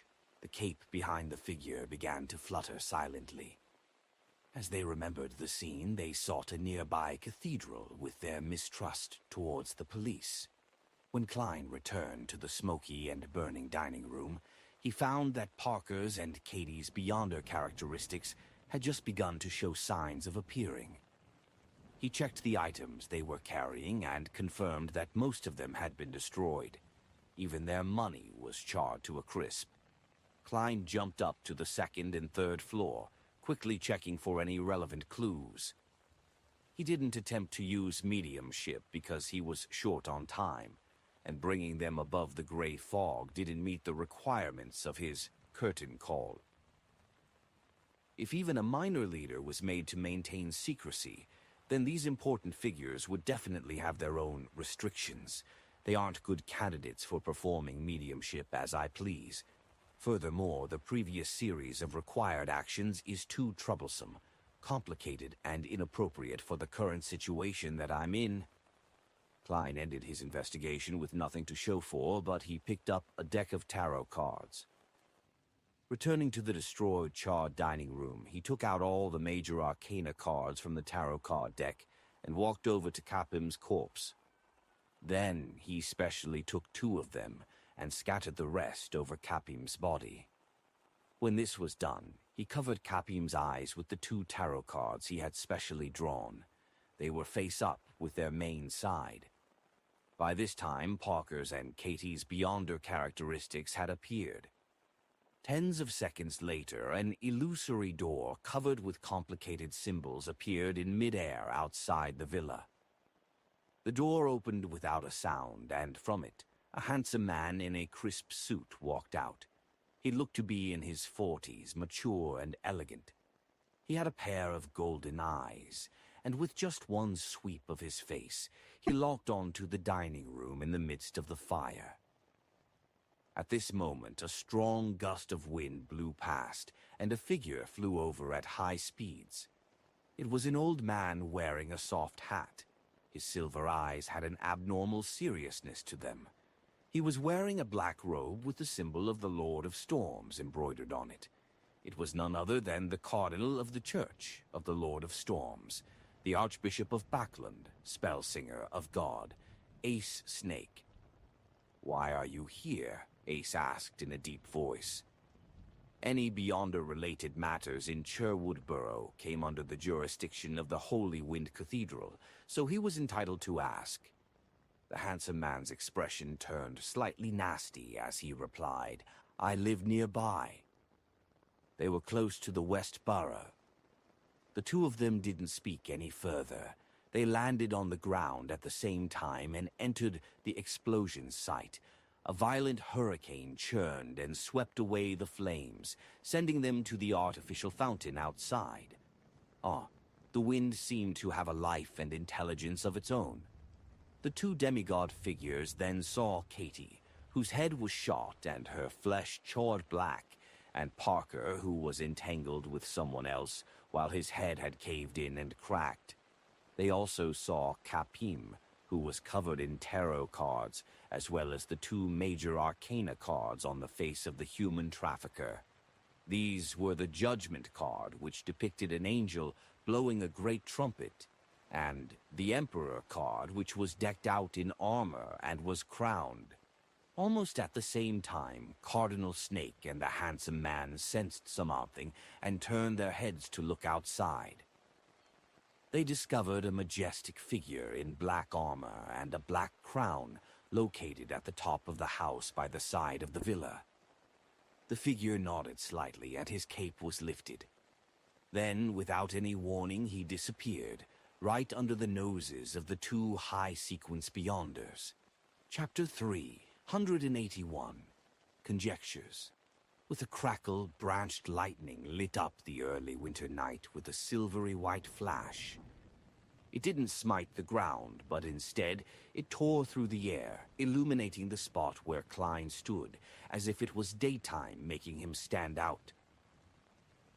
Spellsinger of God, Ace Snake, retracted his gaze. His face was gloomy as he whispered, "Rose School of Thought. It's not a wraith, nor is it an undead creature."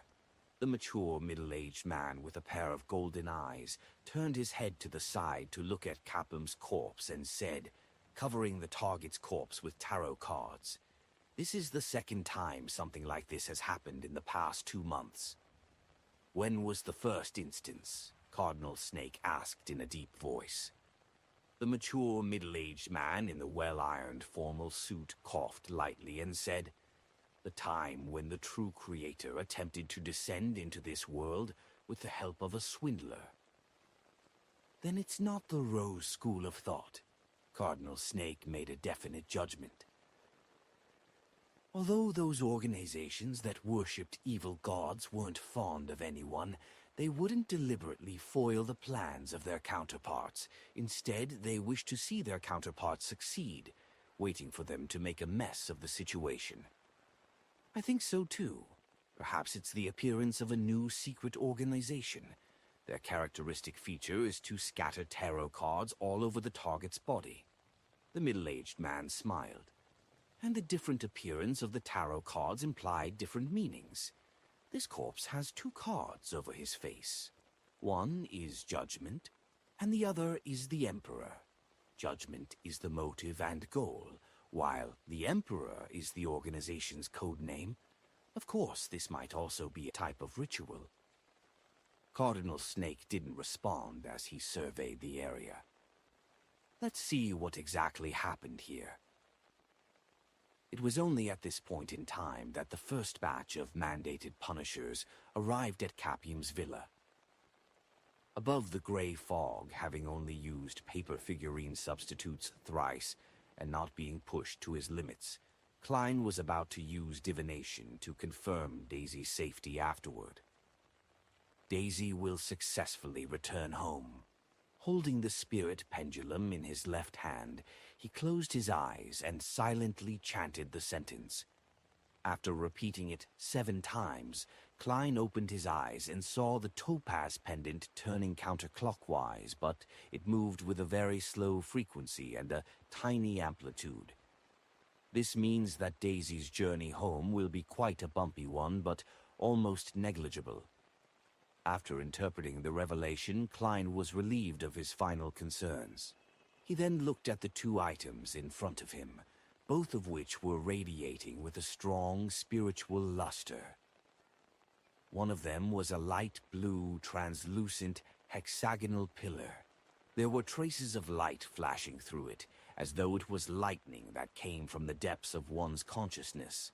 This was the Beyonder characteristic left behind by Ma'am Katie. The other belonged to Parker, who hadn't been able to play a role in the battle. His Beyonder characteristic had condensed into a ball, like a child's fist. This fist was made up of 3 colors, iron black and dark red colors intertwined with a large swath of silver. Klein didn't hesitate to conjure a pen and paper. He was ready to use these 2 Beyonder characteristics to divine the corresponding potion formulas. Before he advanced to Sequence 7 because of the additional influences that had been left on the Beyonder characteristics he had, it was almost impossible to use divination to determine the formulas. Even if this mysterious space could help him eliminate the interference and increase his divination ability to a certain extent, it still wasn't enough. Therefore, the only method Klein could use in the past was mediumship. After he became a magician, he was preliminarily able to determine it using the Beyonder characteristic for a divination above the gray fog. However, there was a high probability of him failing. This time, without exception, Klein had shamelessly failed. However, he also had some gains, and that was to be able to find out the corresponding sequence names of the 2 Beyonder characteristics. Parker is a Sequence 8 sheriff, and Katie is a Sequence 7 interrogator. Aren't these from the Arbiter pathway? This pathway is controlled by the royal family, the military, and a small number of ancient aristocratic families in Loen. Any leaks of formulas and Beyonder ingredients are dealt with harshly. Could a number of the girls abducted by Kapim be sent to the estate of some aristocrat? But there's no need for them to send 4 Beyonders to help Kapim just to enjoy themselves. It obviously doesn't make sense. Harris is much more powerful than Katie, so perhaps he's a Sequence 6 of this pathway. After wearing that glove, he might even be as strong as a Sequence 5. Could it be that they're involved in some bloody heretic sacrifice, and the target they seek cannot be exposed? Apart from those on the inside of the kingdom, Fainaparta's Castilla family also possesses this Beyonder pathway, which is then transmitted to their army and intelligence system. Could this be another espionage case of some unknown nature? Klein tried to divine a few of his conjectures, but he failed again. He temporarily put this matter to the back of his mind and lightly tapped the edge of the long bronze table as he muttered to himself, "As long as I have the formula, with the corresponding supplementary ingredients, these 2 Beyonder characteristics will be able to turn a person into a Sequence 8, Sheriff and Sequence 7 Interrogator. Miss Magician's friend, who's called Shio, seems to be lacking the Beyonder ingredients for Sheriff. I can sell Parker's Beyonder characteristic to Miss Magician through the world, so that I can quickly amass the money needed for the ingredients of the Faceless Sequence Potion. However, always doing it through the world doesn't seem rather appropriate. I deliberately left the tarot cards this time. If Miss Justice were to hear of this matter, then she would definitely believe that it was done by my adorer. I'll let Mr. Fool do the selling on his behalf." Klein quickly finalized a plan and made the sheriff and interrogator Beyonder characteristics fly to the corner and hid it among the junk pile. I wonder what the names are for the Arbiter pathways Sequence 6 and 5. It seems like something that uses order and laws. Judge. Klein put away those thoughts and closed his eyes midway to carefully observe his current state. Once again, he felt his spirituality become lively as the potion stirred. He felt that his digestion of the potion had sped up. This time he had confidence, based on his intuition, that he had concluded most of the magician rules. The remaining minutiae were good to have, but it didn't really matter if he lacked them. It didn't significantly affect his digestion process. Conjuring a fountain pen and goatskin, Klein enhanced his memory by writing, "The Magician's Rules. 1. Never perform unprepared. 2. Challenge the impossible even if the final outcome is nothing but an illusion." Klein believed that these were the two core tenets of the Magician's Rules. Grasping them would be key, and the rest were supplementary for perfection. 3. Take the initiative to perform. 4. Try to get applause from the audience. 5. Wield control of the target's attention. Putting down the dark red fountain pen, Klein skimmed through it and judged them by himself. Daily acting, together with 3 or 4 proactive acting instances, would be enough to allow me to digest the magician potion before New Year's. If I were to challenge an impossible performance during this period, then my progress would be even faster. This is roughly at the speed I wish to achieve. There were still about 2 months till the 1st of January, 1350. After doing all this, Klein rubbed his temples, prepared to return to the real world.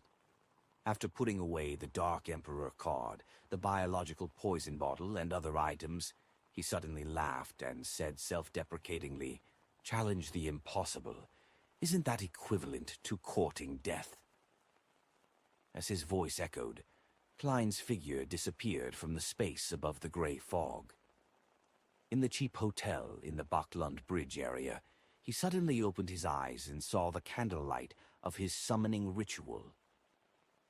After quickly clearing up everything, Klein put on a thick worker's jacket he'd bought for 4 soldi and went to the window.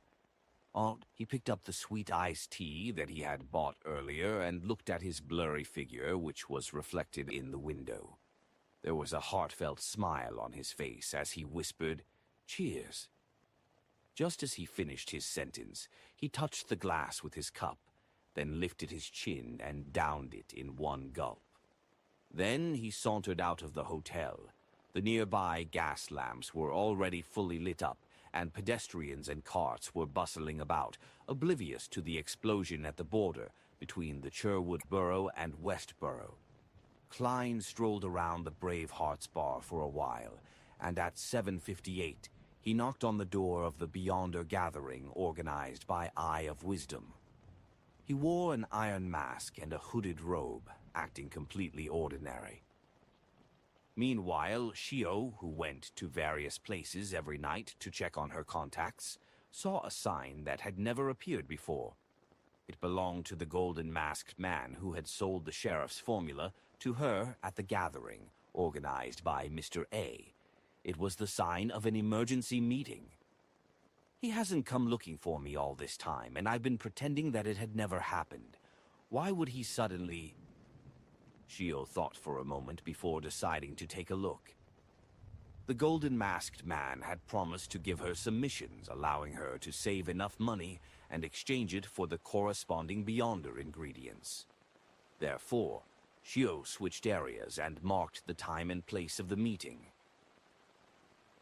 Half an hour later, Shio walked out of her hiding place after secretly observing a remote alley that also extended in all directions. She walked towards the golden-masked man. The man was still wearing his black tuxedo. His light brown eyes swept over Shio's head. "There's a mission for you." "Difficulty and compensation?" Shio asked like clockwork. The man nudged his mask, which was forged from gold.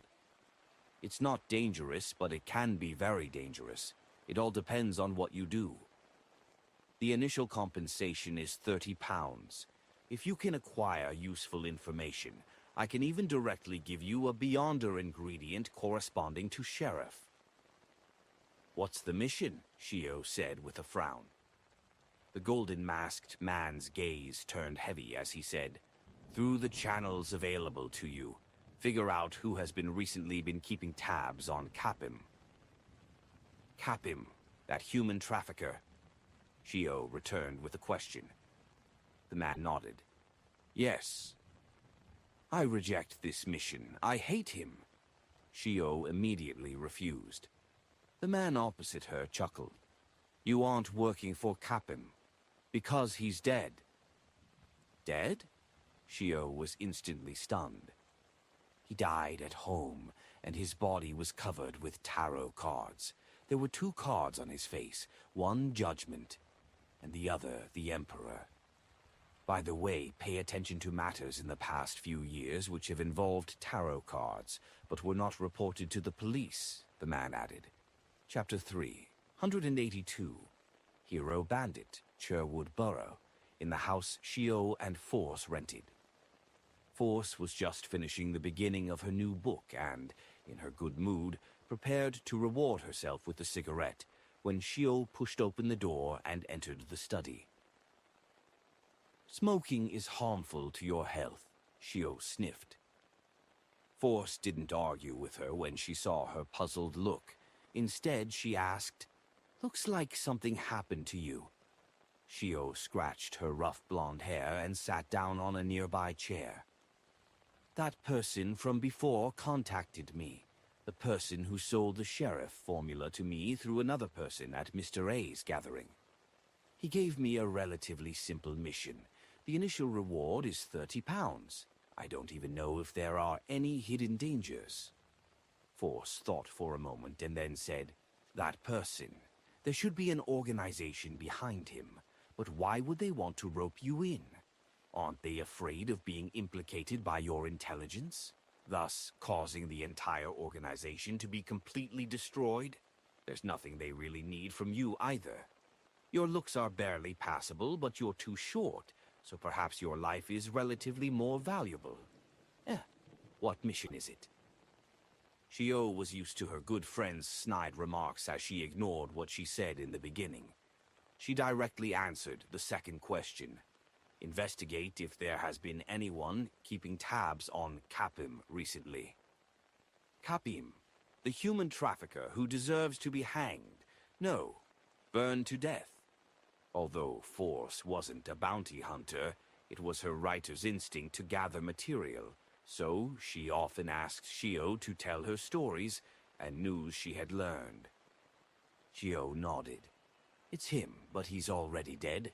He seems to have died rather miserably. How did he die? Was he sliced to death by a knife, bit by bit?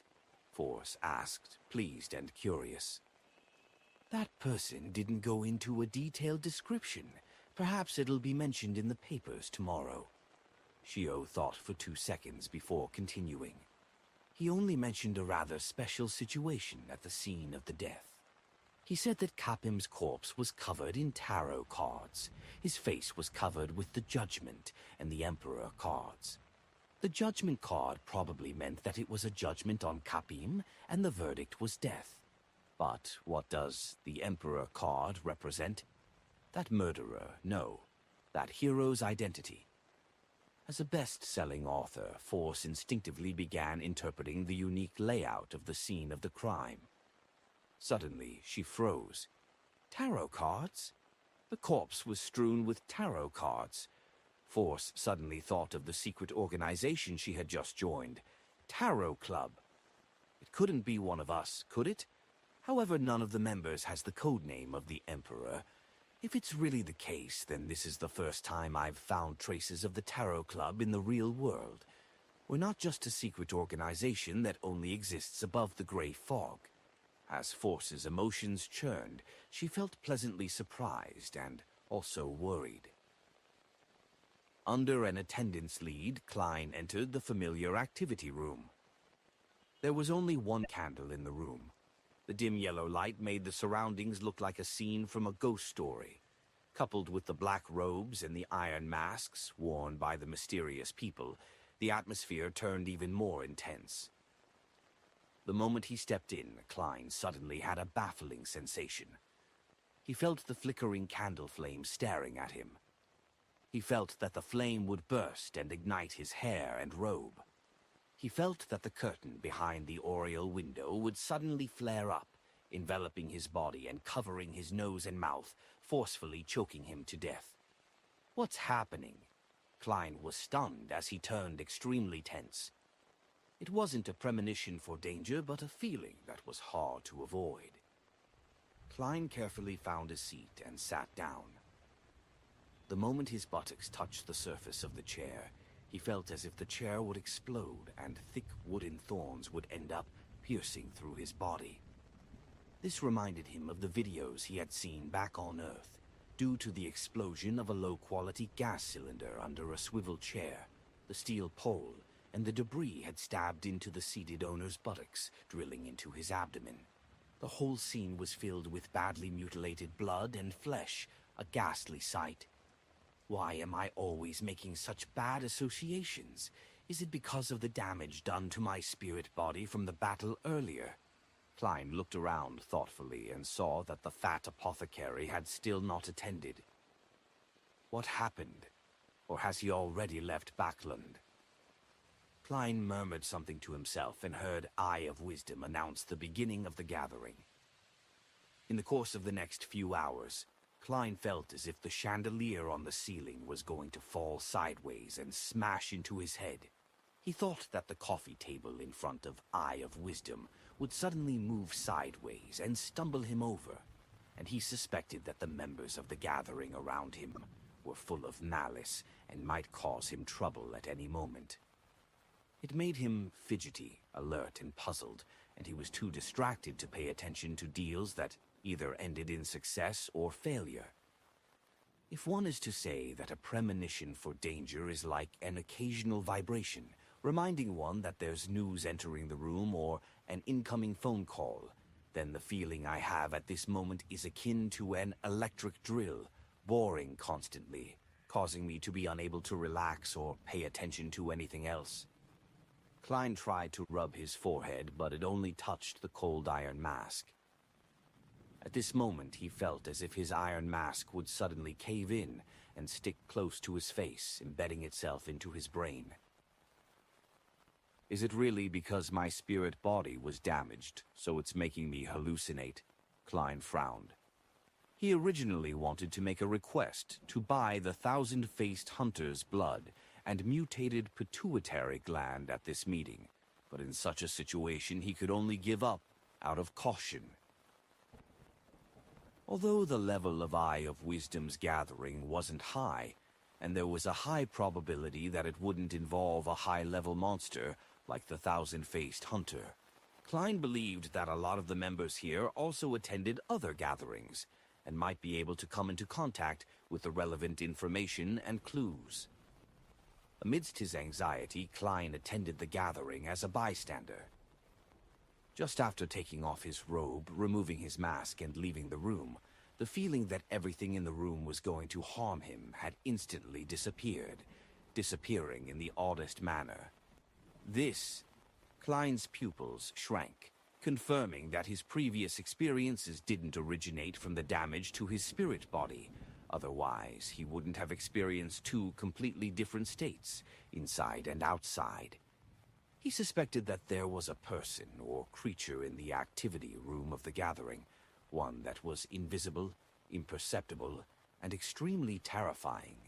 That entity had stimulated his spiritual perception as a seer and his sense of danger as a clown. But because of the entity's suppression or some other special reason, this stimulus appeared in the form of a rich association that failed to make him realize it. Who could it be? This is too scary. Just the existence itself made me have a reaction similar to the symptoms of losing control. Without making a sound, Klein left Eye of Wisdom's house and headed toward the nearest street. All of a sudden, he had a guess. The Brave Hearts Bar is nearby, and it's also the monitoring area of Wraith Steve, who was killed by Miss Sharon, Marek, and I. Their deaths would definitely make the Rose School of Thought's high sequence Beyonder angry, and he would cast his sights over here, towards the Beyonders living near the Brave Hearts Bar. Was that him? Oh, fortunately I used the biological poison bottle and the sun brooch tonight, and to prevent myself from being divined, I left them above the gray fog. Otherwise, the result would be unimaginable. The magician who just completed an impossible performance would be killed directly here. The Beyonder world is truly dangerous. Inside the Holy Wind Cathedral, Cardinal Ace Snake looked at the captain of the mandated Punisher team and asked emotionlessly, "Who is Capim? Why is there an underground dungeon in his villa?" The captain of the mandated Punisher team replied immediately, "He's a tycoon, one who was rumored to be related to many cases of missing girls. He's suspected of being a human trafficker, and that he is secretly engaged in the slave trade. That underground dungeon proves the rumors. Why did a human trafficker receive the protection of so many Beyonders? And their sequences aren't low either," Cardinal Snake pressed. "Your Grace, this requires an investigation. We tried using Beyonder means to find clues, but all of them failed," the captain of the mandated Punisher team replied, somewhat trembling in fear. "I've tried it too." Cardinal Snake didn't blame him. This member of the Church of the Lord of Storm's upper echelon paused for a moment before continuing. "Continue to investigate this matter. Also, find that sequence 6 or 5, Spectre." After his subordinate had left, Cardinal Snake picked up his fountain pen and wrote down in his notebook a number of subjects to pay close attention to. Capim, human trafficking, tarot card ritual, strange spectre without a high sequence, concealed plot. In Empressborough, the opulent villa of Count Hall. Audrey was waiting for the maid to cut up the food when she heard her father, Count Hall, who was used to reading the newspapers at breakfast, laugh. "Capim is dead." "Who is he?" Audrey asked with her eyes wide open. In fact, she wasn't the least bit curious about who Capim was. She was simply going along with her father, who obviously had the desire to share his thoughts. This was both her specialty as a daughter and the innate nature of a telepathist. "He's a tycoon who secretly might be a human trafficker. He has rather good ties with some people. Heh. Count Hall chuckled. "He was killed last night. There were obvious signs of him being judged at the scene of the crime, so the newspapers are calling the murderer a hero bandit. The hero bandit, Dark Emperor. Oh, they named him after the code name of the rulers of the ancient Solomon Empire. Hero bandit? Hero bandit Dark Emperor? Dark Emperor." Audrey immediately thought of the card of blasphemy belonging to Mr. Fool. This was the item of the highest level she had come into contact with so far. She suddenly became interested in the Capim murder. "It sounds interesting. Although it's illegal, I still want to say that the hero bandit did beautifully. Oh, Dad, how did it go?" The police and relevant departments of the church didn't divulge any exact details. I haven't met them either, but this is what's said on the papers. The hero bandit was dressed in black armor and a black crown. He had a cape of the same color behind him. After he entered Capim's villa, not only did he steal all the valuables in the safe, but he even stole the lives of Capim and his evil henchmen, rescuing girls who were locked up in the underground dungeon. He scattered tarot cards on Capim's body, and the most prominent of all were the 2 cards that covered his face. One of them was Judgment, and the other was the Emperor. Count Hall held the newspaper as he described it with a smile. Tarot cards, Judgment card, and the Emperor card. Audrey's eyes suddenly lit up. Chapter 3, 183, Returning Home. Audrey could almost be certain that it had been done by Mr. Fool's adorer when she heard the description of the familiar scene. She suddenly felt a strong sense of immersion, participation, and pride. That was a human trafficker whose hands were stained with blood and evil. The Judgment card is the retribution enacted against him in the name of justice. Was the verdict hanging, beheading, or burning at the stake? The Emperor should be a symbol of his identity. Was this the adorer who sneaked into the Royal Museum and stole the Dark Emperor card? Audrey let her imagination run wild for a moment. She had intended to press for more information and finer details, but from the look on her father's face, the tone of his voice, and the color of his emotions, she could tell that he still didn't know what was going on. Therefore, she could only suppress her curiosity and planned on asking her good friend, Kans Learson, from MI9. Although directly asking Kans about it would suit my image in this aspect, that would still be rather abrupt. It would also conflict with my identity as a noble. I'll get Annie to prepare a few invitations for an afternoon tea party, sending them separately to Glaint, Kans, Murray, Christine, Jane, and the others. Most of them are interested in mysticism, so they would feel interested in someone known as the hero bandit Dark Emperor. Under my guidance, they can help me ask a lot of questions that wouldn't be convenient for me to ask. It's decided. Audrey retracted her attention and nibbled at her breakfast. She believed that Mr. Fool's adorers wouldn't have dealt with Capim purely for the sake of punishing evil, since it wasn't in line with his identity and status. Of course, if Audrey was still the same Audrey who had just joined the Tarot Club a few months ago, then she definitely would have been willing to accept such an explanation. Otherwise, she wouldn't have chosen the Justice card as her symbol. After experiencing so many gatherings and so many matters, she felt that she had matured a lot and was no longer as innocent. She believed that there had to be more important and essential factors behind this matter, such as an evil god or secret organization, which Capim was involved in. I hope Kans can provide some useful information, Audrey thought with anticipation. 15 Minsk Street. Klein was eating white bread with jam and flipping through today's newspapers. What? A safe? As he read, he almost choked on his own saliva. It wasn't me, I didn't... Don't spout nonsense. In his mind, Klein immediately rejected the description of his theft of everything in the safe thrice. The situation had been pressing, and in order to gain clues, all he did was burrow into the safe to see if there were any important documents or evidence, despite having found the safe. He didn't take anything, and he quickly left the safe and went to another room. Of course, Klein, in his spirit-body state, had also suffered some damage from the gas explosion, and the total weight of the items he could carry had been greatly reduced. There were only gold bars, jewelry, land deeds, house deeds, antiques, and other items in the safe, which were either not convenient for him to take, or there was no way he could launder them. Perhaps he has a place reserved especially for cash, but unfortunately I didn't find it, nor did I have the time to look for it, Klein muttered silently to himself, confirming that it was the subsequent investigators who had divided up all the contents in the safe.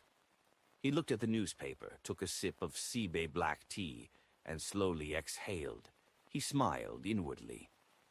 Hero Bandit Dark Emperor. I like that name. After breakfast, Klein put on his thick double-breasted frock coat and half-top hat, and he held a solid black cane. Opening the door, he left Minsk Street for Broken Axe Lane on the boundary of the East Borough. That was where Daisy had disappeared. After finalizing his plans yesterday and before he committed to his operation, he had deliberately made a trip to Broken Axe Lane to seriously look for clues. He knocked on the doors of the nearby houses and asked if they had seen any girls like Daisy. Although Klein didn't believe that the official Beyonders would think that a poor family would be able to afford a hero bandit who had at least the strength of a Sequence 6, and he believed that there was a higher probability that the investigation would be directed towards the secrets Capim was involved in, supplemented by who had been keeping tabs on Capim recently, and other peripheral investigations. He still cautiously decided to put on a show and try his best to play out the entire act. What if one of the Beyonder enforcers lost their mind and planned to make a preliminary investigation in this aspect? Some families might have some savings and would be able to hire other detectives. The chances of being suspected as a kind-hearted person, like me who just took on the case yesterday, are extremely low. As long as I'm not suspected, they wouldn't compare my performance from the previous Lanavis case. Besides, the Nighthawks were the ones who took action previously, and were assisted by the military's special department. Capham's case happened in Sherwood Borough, so the ones taking on the case would likely be the mandated punishers. The communication between the two groups wouldn't be that smooth. Katie and Parker belong to the Arbiter pathway. I wonder if the military will intervene. As a former Nighthawk, Klein had a sufficient understanding of the modus operandi of the various official organizations, their work styles, and their investigation habits. Simply put, I have excellent anti-detective abilities. Klein gave a self-deprecating laugh as he boarded a carriage. He was going to continue his investigation into Daisy's disappearance. After all, he was an ordinary private detective who hadn't been able to confirm that Daisy's disappearance had anything to do with Capim. At 9 o'clock in the morning, Daisy returned to the shabby rented apartment under the escort of the police officer in charge of the neighborhood. Along with a few pitiful girls like her, she had been settled into the various cathedrals in Sherwood Borough last night and had been questioned accordingly. It included what they saw when they escaped, what they saw when they looked back, where they lived, what their family situation was, if they knew any friends who were out of the ordinary, and so on and so forth. Daisy, who was still in a state of panic and lingering fear, answered the questions truthfully. After that, no one came to her again. She slept through the night and was sent back to East Borough early in the morning, where she was handed over to the fierce police officer she always saw. Along the way, Daisy didn't dare to say anything. She trembled in fear, and only when she entered the apartment where she lived did she feel a little more at ease. As soon as she stepped through the door, and before she could find her mother and sister through the hanging wet clothes, she heard a scream. "Daisy!" Freya stopped whatever she was doing and, like a nimble fawn, darted through the clothes hanging in the air and the random things on the ground. She ran to the door and hugged her sister tightly. Then she let go of her hand, and with tears streaming down her cheeks, she sized Daisy up with pleasant surprise and in concern. "Are you all right? It's so wonderful that you're finally back." Liv also stood up from behind the wash basin. She wiped her hands on her clothes and asked, rubbing her eyes, "Daisy, where have you been these past few days?" At that moment, the police officer interrupted. "She was kidnapped. We rescued her." Thank you. You guys are too great." Liv shed tears and randomly used an adjective. The policeman coughed lightly and said, "That's our duty. Have you met anyone strange in the past few days?" Liv was stunned for a second. Hoping to not be involved in too many matters or get into any trouble, she said, "No, I really haven't." The policeman waved his hand and said, "Be more careful in the future. Don't take deserted shortcuts again." He couldn't stand the humidity and the motley of smells, so he turned and left. Liv looked at her daughter again. She took wide strides over to her side and wiped her hands on the side of her clothes before hugging Daisy. "It's good that you're back. It's good that you're back," she murmured through her tears, not asking if Daisy had been hurt. Daisy relaxed and sobbed. Beside her, Freya was also crying. She stretched out her arms and hugged her mother and sister, respectively. The three of them cried for a while before letting go. Liv wiped her eyes again and said, "Wash the clothes first. There are still a lot of them." Daisy, who had just been rescued, nodded and quickly threw herself into her busy work. It wasn't until noon, while they were nibbling on their black bread and drinking plain water that could hardly even be considered tea, that Liv finally had time to ask, "Daisy, were you hurt?" Daisy shook her head. "They just hit me a few times." That's great. The police rescued you. A kind detective was willing to help search for you for free yesterday, and you ended up returning today. Ah, he still has your vocabulary book, Freya mentioned in passing. Already prepared, Liv mentioned. I'll get old Kohler to get it back and tell the detective you're home so that he won't have to busy himself over this matter. Regardless, we have to thank him again. Daisy felt relieved as she replied to her sister's question. No, it wasn't the police. There was a sudden explosion, and the doors that kept us locked up were strangely opened, and we just ran out. However, I did see a gentleman or a lady on the roof. He wore black armor, a crown-like helmet, and a cape. He just stood there watching us quietly. None of those bad guys came to stop us or chase us down.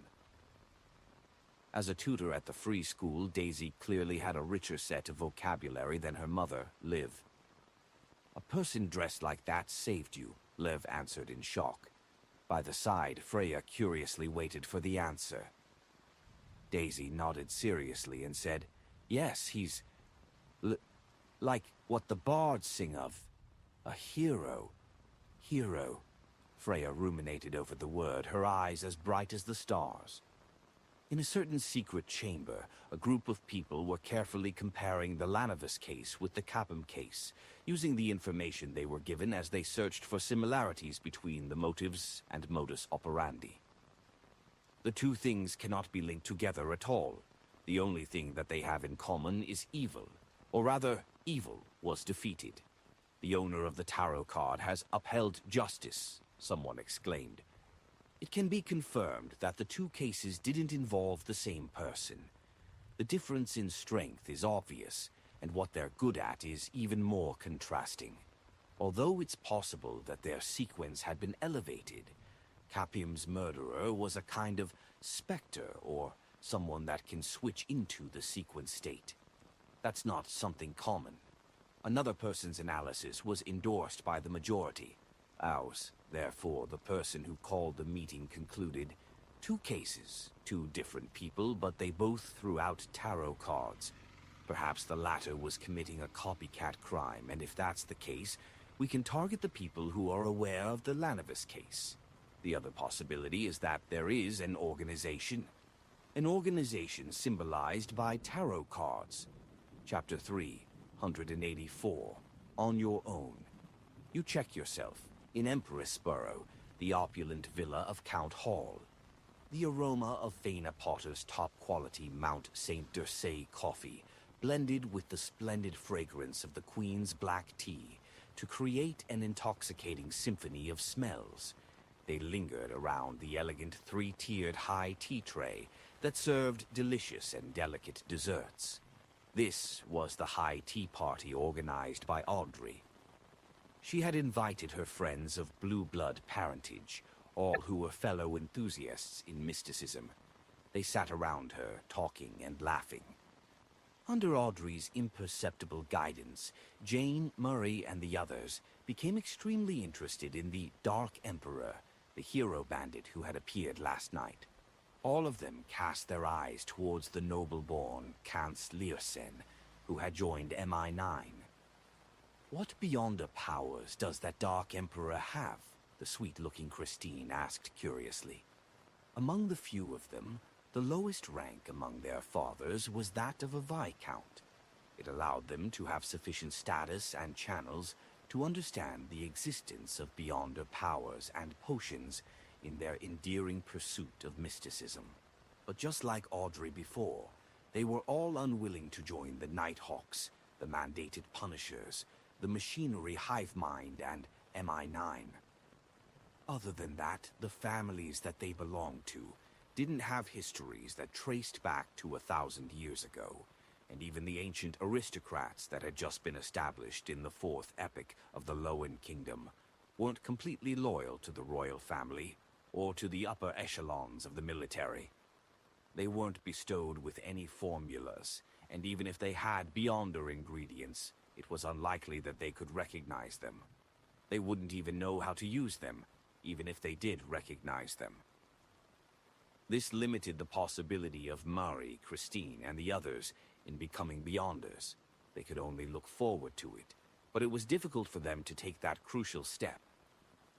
As for whether or not their elders had collected the potion formulas and nurtured Beyonders for their families, that was beyond their purview. After all, this wasn't allowed. If the king were to find out, they could use this as a reason to strip them of their noble titles.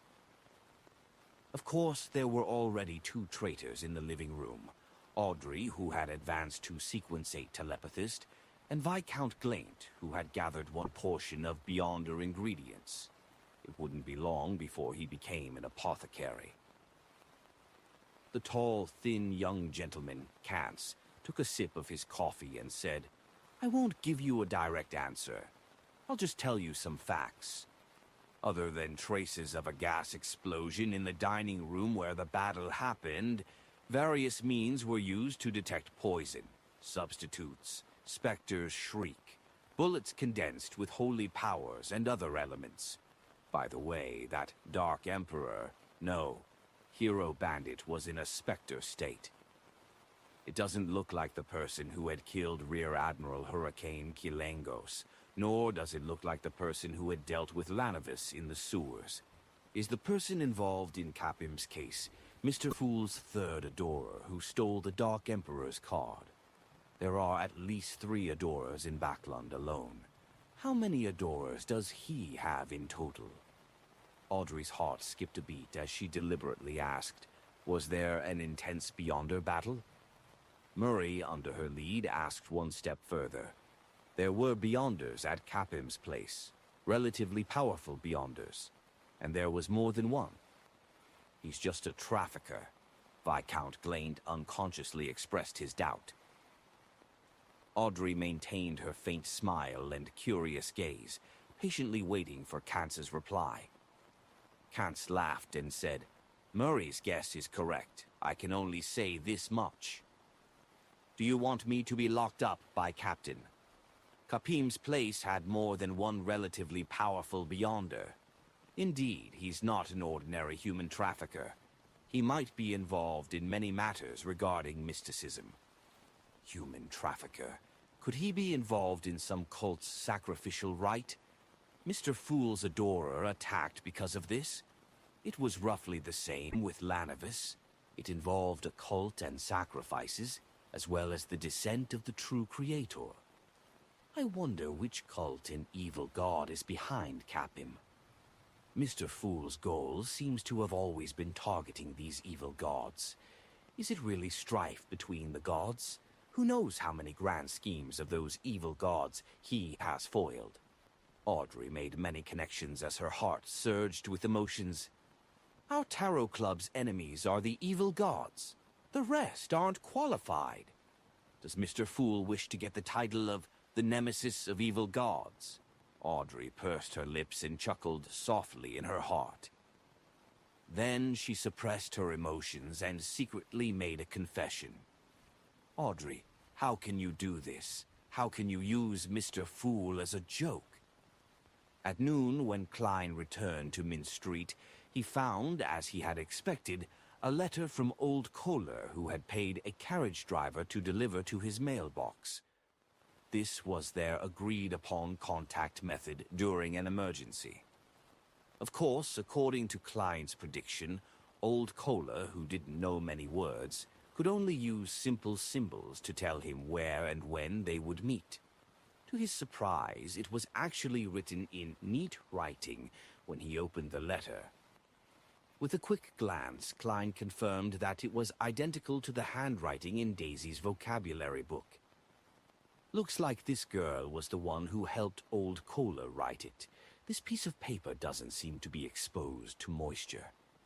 Perhaps old Kohler had bought some in the event he needs to contact me urgently. Klein opened the door to the living room and read the letter. Only taking off his hat and cane, he leaned his cane against the wall. He didn't take off his coat because the fireplace in the room wasn't lit yet, and the early November cold was silently seeping into his bones. The letter was simple. After all, Daisy didn't know many words either. She thanked the detective for his kindness and good intentions before telling him that she safely returned home, and she finally said in a tactful way that she hoped he would bring her vocabulary book with him the next time he came to Eastborough. What a polite girl, Klein chuckled. He snapped his fingers and burned the letter, leaving no clues behind. He decided to return to Eastborough the next day and return the book to Daisy, as well as reimburse old Kohler for the cost of the letter delivery letters, paper, and fountain pens. With this in mind, he couldn't help but sigh and chortle. "Captain, now it's my turn to approve the expense claims of others." Without wasting any time, he went out again and went straight to the Quelaag Club, where Dr. Aaron was seen more often during Friday afternoons. Klein wanted to ask about Will Ossepton, the child who had played with tarot cards. After entering the Quelaag Club in Hillston Borough, Klein said to the red-vested attendant, "A cup of Marquis black tea and a serving of dessert. Send it to the corner seat of the main hall. Dr. Aaron, reporter Mike, and the others are sitting there." Klein had already spotted the relatively cold and famous surgeon, Aaron Series, who was wearing gold-rimmed glasses, as well as reporter Mike Joseph from the Daily Observer, who he had worked with twice and had a pair of charming blue eyes. He also saw the aristocratic equestrian teacher, Talim Dumont, whose frequency of appearing at the club was only second to his. "Oh, our great detective is here, and we happen to be talking about you." Talim stood up with a smile. "Speaking bad things behind my back?" Klein joked. Mike stood up and shook his hand. "No, I want to hire you again." "What's the matter this time?" Klein bowed at Dr. Aaron and sat down at their table. Mike chuckled and said, "I'm sure you've read the papers. Capum has been killed off by the hero bandit Dark Emperor, and his crimes have been exposed. What a joyous event. And as a reporter, I need to have an acumen for the news. I plan to get a list of names of the girls who were rescued in Eastborough from the police department to interview them. Then I'll paint Capim's most cruel, most evil, and most unforgivable side to the readers of the newspaper. Of course, the victims must remain anonymous." He paused for a moment and suppressed his voice. "I also have a hidden objective. Or should I say I wish to use the interview to know if these girls or their family know any relatively special friends. Who knows? That might be Hero Bandit Dark Emperor." "You found the right person." The corners of Klein's mouth almost twitched. He smiled at Mike and said, "We've already worked together on Eastborough's matters. We have sufficient familiarity and trust, so I have no reason to decline." "I hope for a pleasant partnership." Mike stretched out his hand. "We'll start tomorrow or the day after tomorrow, and will be paid the same as last time for a total of £10. At that moment, Dr. Aaron, who had been listening by the side, said, "Sherlock, I want to hire you as well. This evening or after dinner." "It looks like my business is improving recently," Klein asked, amused. "Will it conflict with Mike's request?" "No." Aaron shook his head. "My luck recently has been pretty good. This makes me suspect that my bout of bad luck was because of that child's inverted Wheel of Fortune card and the words he said. I'm very troubled and puzzled in this regard. I swear to God that I was very nice to him, and I treated him with the best of intentions. Why would he treat me that way? I wish to visit him at his place and confirm that he didn't do it on purpose. However, I'm ultimately afraid that something similar would happen again, or some accident might occur. Therefore, I wish to hire you to protect me, just for tonight. It won't conflict with Mike's request. How about it?" "That's what I wanted to do. After challenging the impossible and doing good deeds, my moral standing has become pretty good. Am I really going to become the king of yellow and black who wields good luck?" Klein was pleasantly surprised as he said with a reserved smile, "No problem. We can talk about the remuneration." City of Silver. Derek Berg once again examined the translucent worm with 12 circles, the remains of Amon's avatar. He had originally wanted to ask Mr. Fool what this was exactly, but considering how he had already troubled this godlike figure once, he couldn't bring himself to ask as he abandoned this plan. Now, he planned on showing it at the next tarot gathering and ask Mr. Hanged Man, Miss Justice, and the rest. After hiding the worm, Derek suddenly thought of something. It was about time for the team that had gone with Shepherd Elder Lovia to explore the half-destroyed temple of the fallen creator, to return. It wasn't too far from the City of Silver, and it was in a direction that they hadn't set foot in before. He decided to take a look. There were quite a few people he knew among the expedition team. Chapter 3, 185, A Story About Love. Looking at the dark sky being lit up by streaks of lightning, Derek didn't knock on the doors of the few acquaintances he knew. Instead, he walked along the broadest road and walked all the way to the training field at the edge of the City of Silver. After each exploration team returned, they were forced to stay here for a certain period of time. Not only would it be convenient for them to communicate and report on the things they encountered in the darkness, but they would also be quarantined in a tactful manner to guard against strange things that might latch onto any member's body and suddenly erupt after a certain amount of time. This was the result of the City of Silver's 2,000 years of experience. It wasn't that complicated, but it was quite useful. As soon as he entered the training ground with the axe of Hurricane stuffed behind his waist, Derek Berg's eyes suddenly lit up. He saw the gorgeous Elder Lavia, who seemed to be in her 30s, as well as two familiar faces that were his age.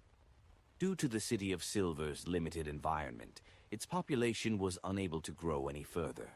The number of people of a certain age group was an adequate number, and although Derek wouldn't dare say he knew all of them, he had seen a majority of them before. He was classmates and partners with some of them during general education classes and on the practice grounds. The person Derek was most familiar with on this expedition team was Dark Regents, who had once been his patrol teammate. The youngster named Dark was of medium height and was slightly chubby. He was strong, optimistic, and cheerful. His face often beamed with a friendly smile. Currently, he was a Sequence 8 gladiator of the Giant Pathway. At this moment, the two parties were separated by a translucent wall that was as hard as steel, making it impossible for them to make any effective form of contact. They had to wait until the members of the exploration team were confirmed to have no problems before they could meet directly. Derek, who had become silent and withdrawn since the death of his parents, waved to Dark. Noticing this, the gladiator turned his head to the side and looked over. "Dark, how was it? You didn't encounter any danger, did you?" Derek shouted. The material used to create the black wall in that area came from somewhere that wasn't far from the City of Silver, and was called dark amber. It was hard as steel, but at the same time it possessed a certain degree of transparency, and had properties that made it good for transmitting sound. Derek's speech went through unobstructed. Derek imagined that Dark would definitely smile brightly and wave his arms out of habit, saying, "Take a look. I'm not injured at all, so shouldn't it be obvious that we didn't meet with any danger?" It was nothing. Hearing his voice, Dark walked a few steps closer to the wall and answered with a smile, "No, everything went smoothly." Looking at his smile without any faults, Derek suddenly felt a chill run through his body. It was just like he was camping in a ruined tower or a ruined city at night. Darkness was all around him as they accumulated into overwhelming horror. Inside the Quelag Club, Klein and Dr. Aaron agreed on the remuneration. £2. I have to say that a doctor's money sure is easy to earn. If it were me in the past, such a request would have cost at most 10 soli. Klein, who already had the intention to take the mission, sighed in his heart. He remembered that during his time with the Nighthawks, he had heard corpse collector Fry mention that famous doctors had very high incomes. At the time, in a response that was unlike the poet Leonard Mitchell, he said that as far as he knew, if a house was bought in a busy borough in Backlund for a storefront, the quickest option would be to turn it into a clinic. They agreed to call on Will Aukeptin's place after dinner. It wasn't 3 o'clock in the afternoon, so the equestrian teacher, Talim, gathered the three of them together at a table, and they began playing a game of Upgrade, the game which was invented by Emperor Roselle. What I expected was to play tennis, practice shooting, flip through the books in the library, and live a healthy life. But why did it become like this? Klein spontaneously thought in between the card game. Frankly, with his current accomplishments in magic, he could have easily cleared out all the money Dr. Aaron, Reporter Mike, and Talim had on them. But I'm an honest man, and I believe more in my skills and luck. As the red-vested attendant shuffled the cards, Klein picked up a cream cracker and took a savory bite. He couldn't help but marvel from the bottom of his heart. This is life. During the game, Klein noticed one thing. The equestrian teacher, Talim, was no longer in a daze or as upset as he was before. Has the matter of his friend falling in love with someone he shouldn't have been resolved? Klein thought curiously as he sipped the Marquis black tea. As a detective, he knew that this wasn't something he should ask in front of others, so he restrained himself and concentrated on his card game. By 5 o'clock, Mike Joseph had to go back to his company, so the game was suspended, and Klein won 5 soli. My luck has been quite good recently. While Klein sighed with relief, he saw Dr. Aaron leave the table for the washroom. He controlled his voice and said with a low laugh, "Talim, has your friend's problem been settled?" Talim, who was throwing the cards in his hands onto the table, paused for a second before sighing with a smile. "You could say so." He added with a certain desire to continue, "Actually, it wasn't too serious. It was because I was thinking too much at the time. Simply put, it was an illustrious young gentleman who fell in love with a commoner. You should know that a man of such status has to marry a noble lady. To him, not even the daughter of a rich man can do. So that's how it is. To think that I made up all sorts of contrived and bizarre stories, such as falling in love with a man, a monster, or a person that isn't permitted because of moral principles." Klein was disappointed and said with a laugh, "As far as I know, gentlemen of high society don't mind having a mistress." "No, Sherlock, you don't understand. Love, do you get it? Love. That young gentleman only wants to marry that commoner woman," Talim exclaimed with a sigh. "No, I don't understand. I'm just a bachelor dog." Juan Klein opened his mouth, unable to respond. Talim sighed to himself. "For the sake of that young gentleman's future, I once thought of asking you to find people with some miraculous abilities to covertly. Anyways, I'm a law-abiding citizen, so it was just an idea." "How was the matter resolved afterward?" Klein asked with interest. Talim picked up his Highlander coffee and took a sip. "The solution was much simpler than I thought. I went straight to the lady and told her of the dilemma. She sensibly expressed her willingness to leave the gentleman and asked for my help. I must say that she's truly a considerate, kind, refined, and beautiful girl. If it wasn't for the consideration of my identity, perhaps I would have knelt in front of her and kissed the back of her hand. Well, it seemed like I couldn't have helped." Klein picked up the golden-rimmed white porcelain cup of black tea. As a visitor from Earth, he was completely uninterested in the task of breaking up couples. However, listening to gossip was another matter altogether. After having dinner at the Kirlag Club and tasting the limited supply of Sonia lobsters, Klein and Dr. Aaron took the latter's carriage to Will Alzeptin's house at 66 Dalton Street in Northborough. This was the address that Dr. Aaron had long since memorized. He didn't return to the hospital to look up the appropriate medical records, and according to Klein's conjecture, any relevant information pertaining to Will Alzeptin would likely have been taken away by the Nighthawks. As a former Nighthawk, I know exactly how they do things. Klein smiled bitterly and sighed. Pulling the doorbell, the two waited for a while before they saw the door open. A maid in a black and white dress puzzledly asked, "Gentlemen, who are you looking for?" Seeing that Aaron was still as cold as usual, Klein took the initiative to speak up. "We're looking for Will Alzeptin. This is his attending physician. He came back to check on his health." I don't know him. I've only been here for a few days. I'll get my master." "Please, wait a moment," the maid answered blankly. While they were waiting, Aaron suddenly said, "I almost believe the reason you came up with just now." "This is a basic quality of being a detective," Klein chuckled. At that moment, an old gentleman in his 50s walked to the door and said with a deep voice, "Will Alzeptin and his family have already moved away on—" He gave a date. Aaron did a slight count before frowning.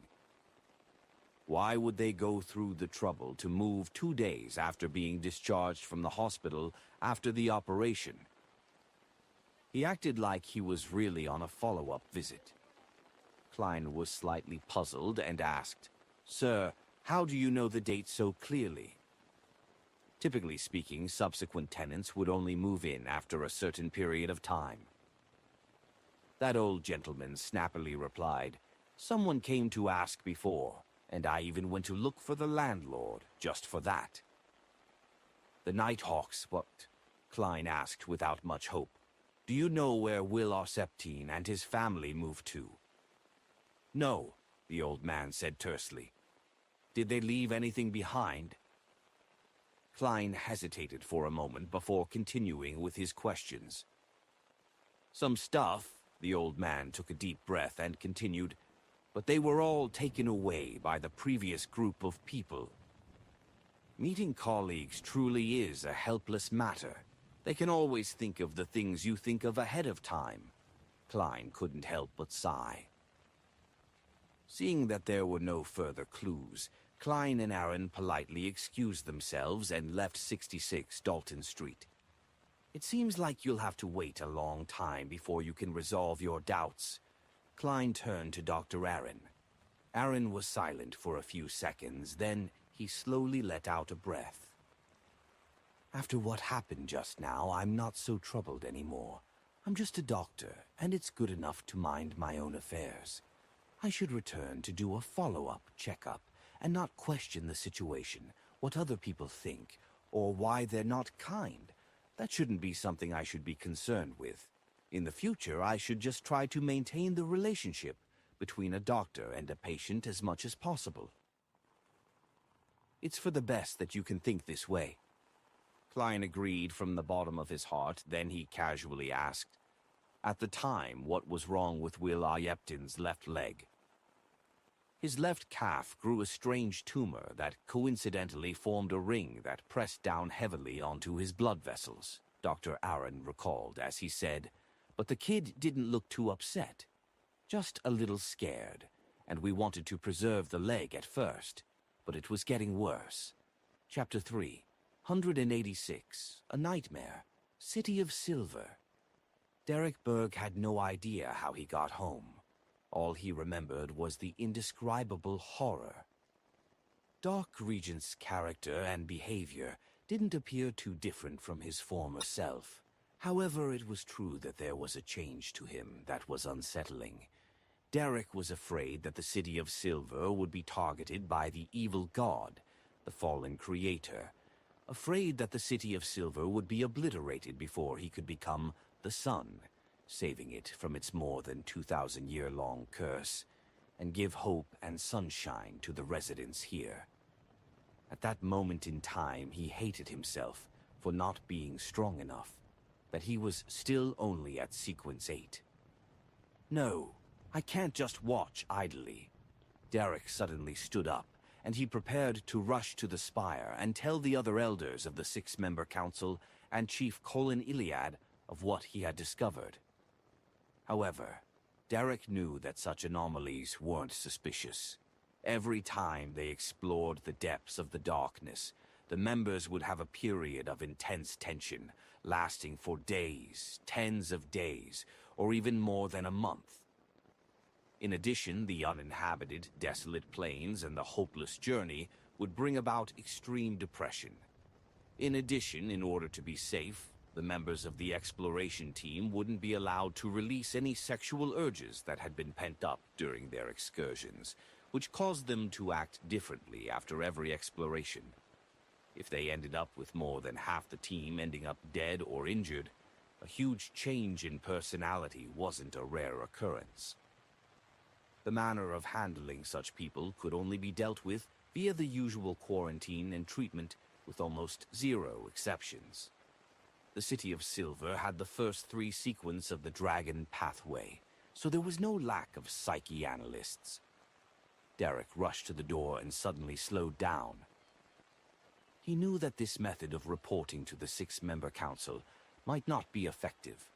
It would likely arouse suspicion, and there might even be the threat of being targeted by the shepherd, Elder Lavia.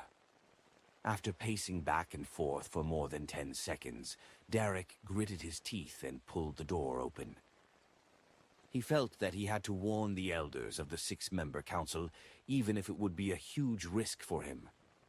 For the vast majority of the residents of the City of Silver, sacrificing their lives to maintain the existence of this city and the continuation of this civilization was the belief that was ingrained into their bones.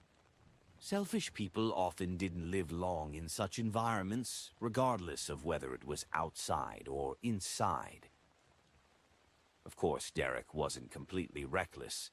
Under the tutelage of the members of the Tarot Club, especially the Hanged Man, he clearly understood that there were times when one had to be patient, protect himself properly, and avoid unnecessary sacrifices in order to better defend the City of Silver.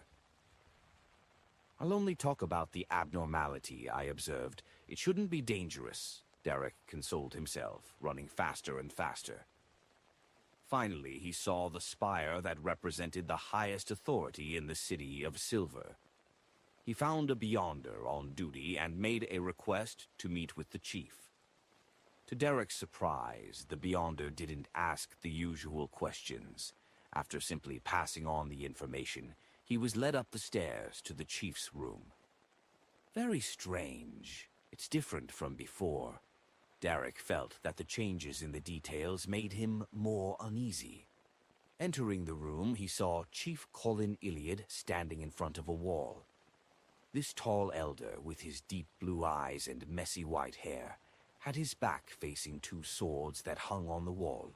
He wore his usual flaxen-colored shirt and brown coat, and it was hard to believe that he was an expert who had successfully hunted many devils and monsters. "Derek Berg, what matter would actually require you to tell me it face to face?" Colin asked in a deep voice. "Your Excellency." Derek saluted. "I met the team that was sent to explore that temple at the training grounds today. I found that the Dark Regent's I know has experienced a strange change. He's no longer as cheerful as he was before, and his smile is as polite as a stranger's. Also, Elder Lovia doesn't frequently change the way she speaks, like she usually did."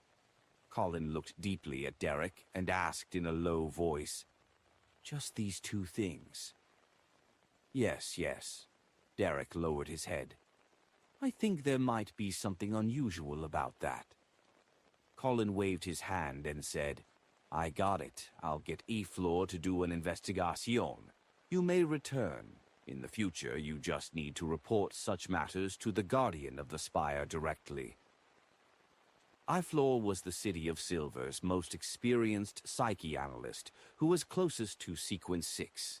It was a pity that there was no potion formula after Sequence 7. After receiving such an answer, Derek left gloomily. Looking at Derek's back as he disappeared by the door, Colin sighed in disappointment. After talking to Dr. Aaron about Will Alkeptin's situation for a while, Klein got off the carriage and took the steam metro. After 3 stops, he arrived near Mint Street and switched to a trackless public carriage to return home. As it was still early, he used divination to confirm that the previous tenant wasn't lying, and then he diligently continued to study the Book of Secrets. Ever since he had obtained this mysterious book, Klein's use of the mysterious space above the gray fog became more and more ingenious as he completed many more outstanding techniques. What limits me now is my own sequence, my own strength and spirituality. Late at night, Klein hid the Book of Secrets and went to the bathroom to wash up in preparation for bed. That night, he slept soundly. Even the church bells in the morning only made him turn over. Winter is the best time to stay in bed. Klein grunted and got up. To reward the hero bandit Dark Emperor, he had a sugared hard-boiled egg and strawberry jam he specially bought to match with white bread.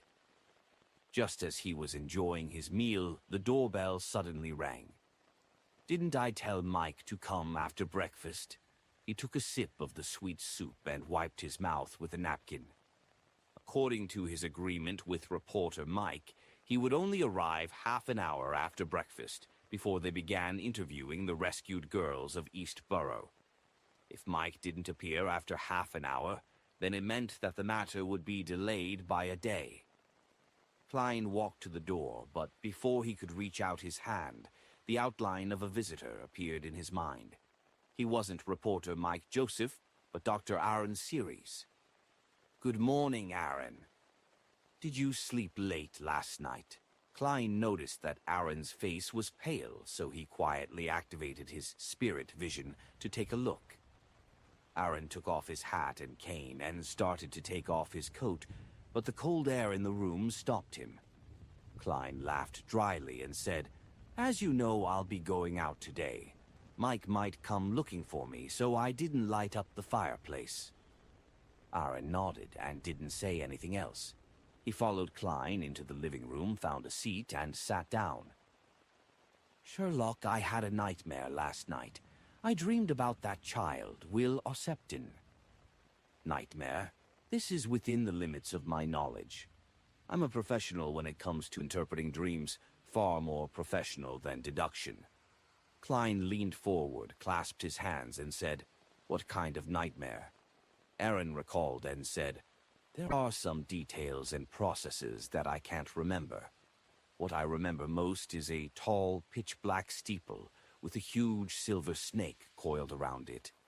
It was moving slowly, looking at me with its cold, merciless red eyes. I don't know why, but I entered the steeple, and I would go up the stairs and at other times down the stairs, going through walls after walls and one locked door after another. Finally, I found the child called Will Auceptin in a dark corner. He hopped a few steps on one leg and curled up against the wall, with tarot cards scattered everywhere beside him. When he saw me, he was scared and happy. He called out, 'Dr. Aaron.' The whole dream was roughly like that before I woke up." Klein listened attentively and thought for a while before asking, "Did Will Auceptin say anything else?" Aaron frowned in thought before suddenly saying, "Yes, he said, 'Dr. Aaron, a snake wants to eat me.'"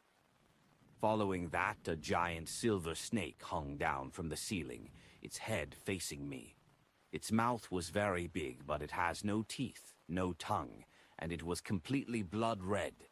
Silver giant snake, a pitch-black steeple.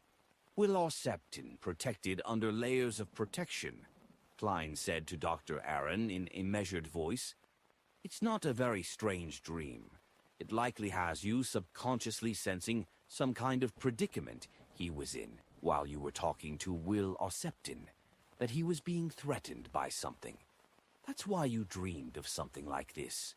A child hiding in the depths of a tall steeple, behind countless walls and doors, huge silver snakes coiling around the top of the steeple. As a detective, we know a little bit of psychology. It's also often talked about in the newspapers. What I don't understand is why you didn't have such a dream until today." Klein didn't lie about his interpretation, but he didn't reveal the possible true reasons behind it. Aaron opened his mouth and said, "I was in too much of a hurry just now and forgot to mention something." As he spoke, he took out a leather wallet and took out a fairly exquisitely folded paper crane. After realizing that Will Ossepton and his family had moved away, I remembered that he had given me this before he left the hospital, saying, "Doctor, this will bring you good luck." I didn't pay much attention to it at the time and casually threw it into the office drawer. After parting with you last night, I went to retrieve it and put it in my wallet. As a result, I had a nightmare that very night. Klein looked at the paper crane, nodded thoughtfully, and said, "Dr. Aaron, it looks like Will Ossepton didn't deliberately bring you bad luck. He had made up for it later. The paper crane invented by Emperor Roselle is meant to act as symbolism for wishing you well. Besides, he said it would bring you good luck." Aaron subconsciously asked, "Origami was invented by Emperor Roselle." "I don't know if it's him, but I think it's likely him." Klein smiled. "Probably." Chapter 3, 187. The uniqueness of a spirit world. Aaron was relieved by Klein's explanation and reassurance, and he prepared to observe for a few more days to see if there was any more nightmares such as this.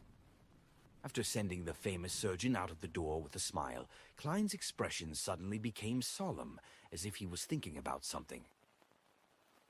There was no problem with his interpretation of the dream. The pitch-black steeple, the walls and doors that blocked his path, and the giant silver snake, they all symbolized that Will Ossepton was in a situation where he was threatened by something that symbolized the child's fear and helplessness, as well as his attempts to hide behind layers of protection.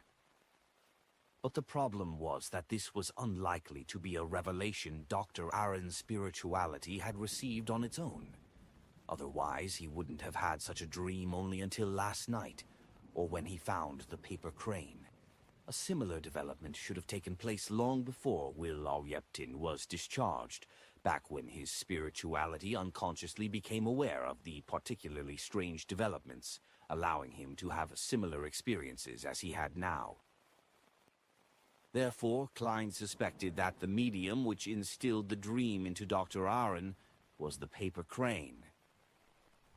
Klein activated his spirit vision to carefully observe this handicraft, but he didn't find any spiritual brilliance.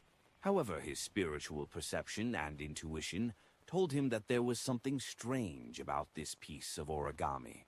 Certain magical aspects that might involve the most illusory, most difficult to comprehend, and most worthy of fear and reverence.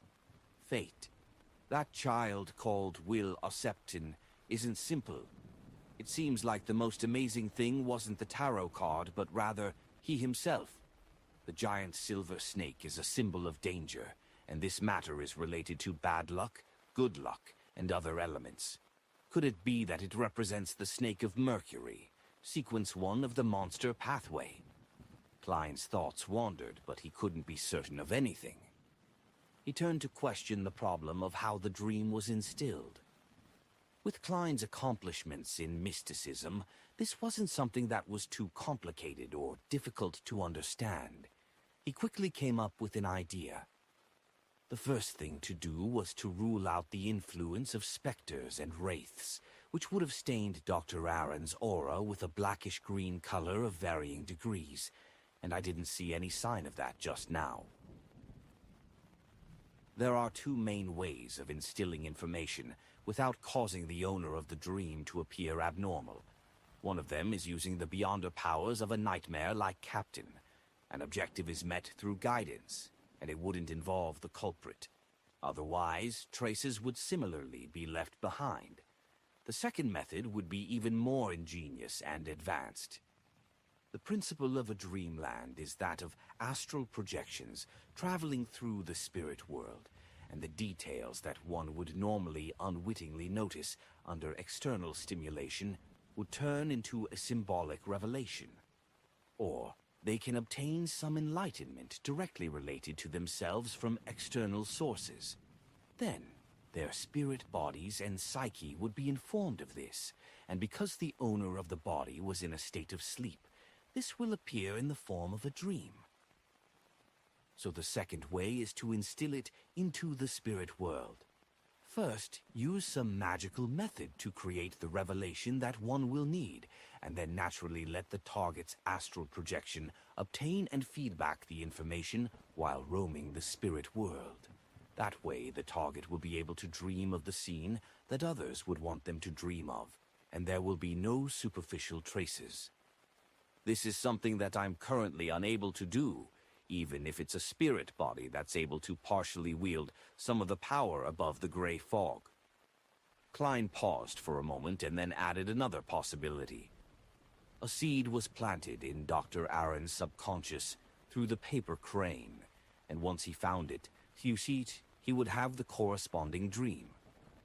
That's easy to confirm. As long as I use mediumship on Dr. Aaron, I should be able to find traces of it. However, would it be unfriendly to use mediumship on him? Or should I borrow the mental Terra candle from Father Utrovsky? No. The one who recognized me was that vampire, the zealous figurine lover, Emlyn White, not the muscular, giant-like Father Utrovsky. Klein reined in his thoughts and considered his subsequent actions. He decided that he would wait until he went above the gray fog to divine the level of danger. If it was an acceptable level, he would sneak into Dr. Aaron's house tonight, use the dream charm and other methods to secretly observe him, and see if the source of the dreamland was a result of direct guidance or an indirect fabrication. However, with Klein's strength and level, it would be difficult to find traces of the latter. Even he himself didn't have much confidence. This didn't mean that his astral projection could travel the same spirit world as Dr. Aaron's astral projection by sitting next to him and entering cogitation. This required a sufficient amount of locking on to do so. According to the descriptions in the Book of Secrets, the existence of the spirit world was quite magical. It completely overlapped with the real world, so everyone could obtain revelations from the spirit world at any time. However, the spirit world didn't distinguish between directions, and the past, present, or future could even intersect there. It was like infinite knowledge, information, and illusions were spiritually gathered and compressed into a strange sea. It was different from the world, as one would imagine according to usual concepts or logic.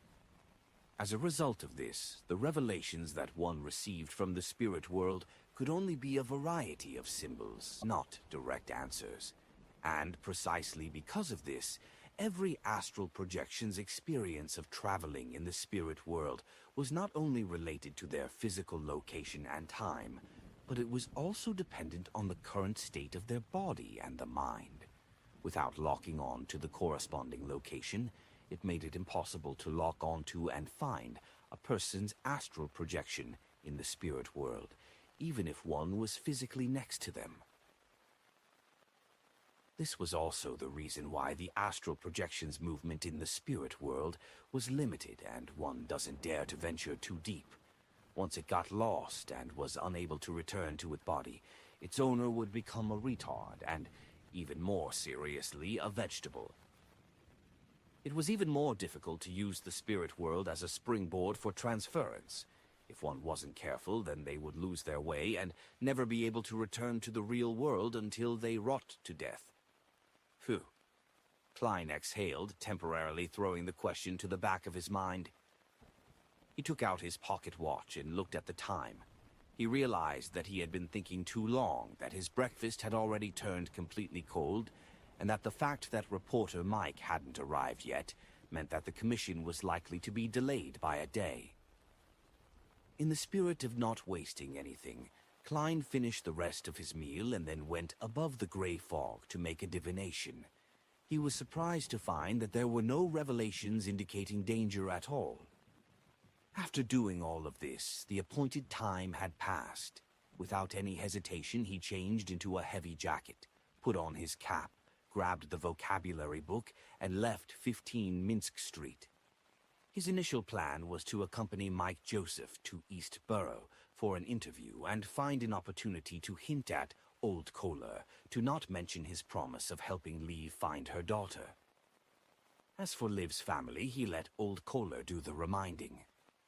And now, after Mike had pushed back the interview by a day, Klein was even more at ease, no longer worried about any mishaps or mistakes. With the address mentioned by Old Kohler, and according to the revelation from divination, Klein entered the depths of East Borough, and under the watchful, wary, numb, or greedy gaze of the crowds, he found the room on the 3rd floor. There were 2 bunk beds here, and there were also some old and worn bedding on the floor. Every empty space was filled with sundries. Klein looked directly at the bottom bunk of the innermost bunk and called out, "Old Kohler." With a swoosh, Old Kohler sat up and leaned towards the door in pleasant surprise. "You really came. After sending you that letter yesterday, I already guessed that you would come looking for me today, so I didn't go to the dock. I've been waiting at home all this time." "Well, I don't have to think about how to fabricate the lie about why I came straight here to find you." Klein looked around and said, "Old Kohler, with your current income, you can definitely rent a better room and move to a better place. Why did you only change your bed from the floor to a bunk bed? Most of the money is for gathering information for you." Old Kohler laughed. "And I'm no longer young.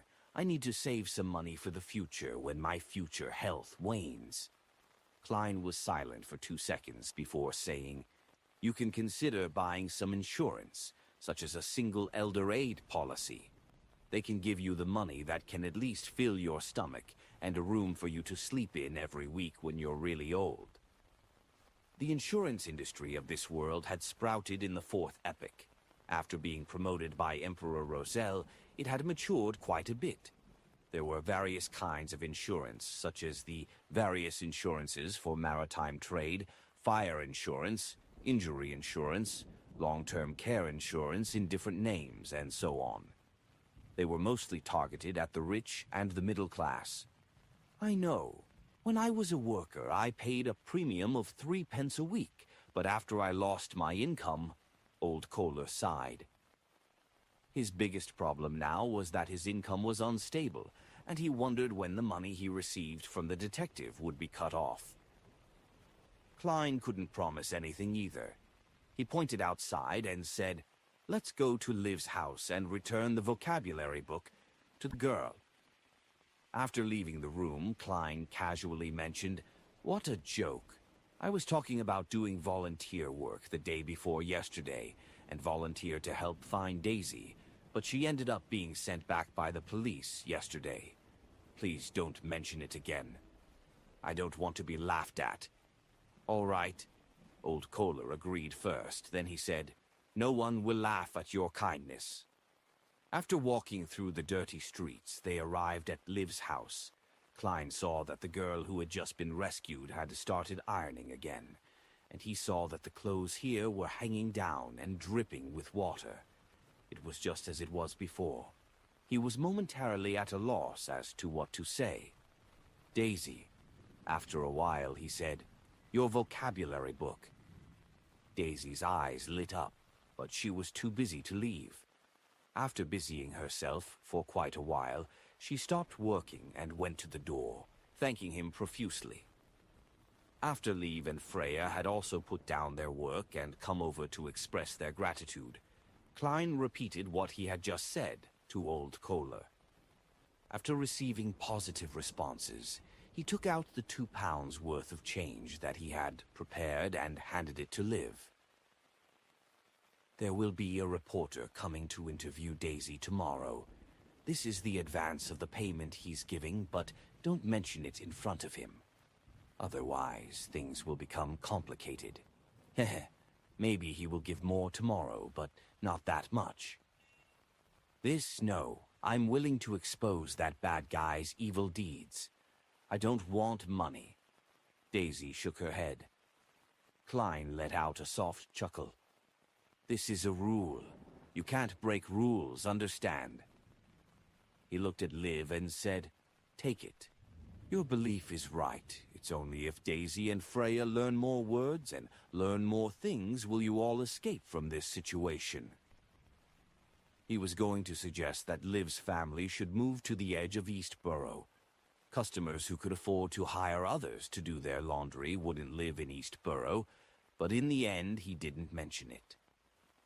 He had intended to provide them with more help, but he restrained himself. There were thousands, tens of thousands, hundreds of thousands, or even millions of people like Liv and her family in Eastborough. Even if one was a wealthy banker who wanted to help them, they wouldn't be able to make a splash. Besides, this was just Eastborough. There was still the entire Backlund and the Lowen Kingdom. Thank you, and help me thank the reporter for me. Liv was silent for a moment.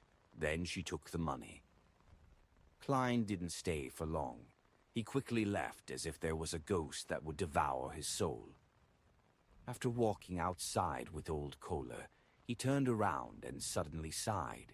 He said in a low voice, "There has never been a savior." Chapter 388, Exploring the Dreamland. "What?" Old Kohler asked, not hearing him clearly.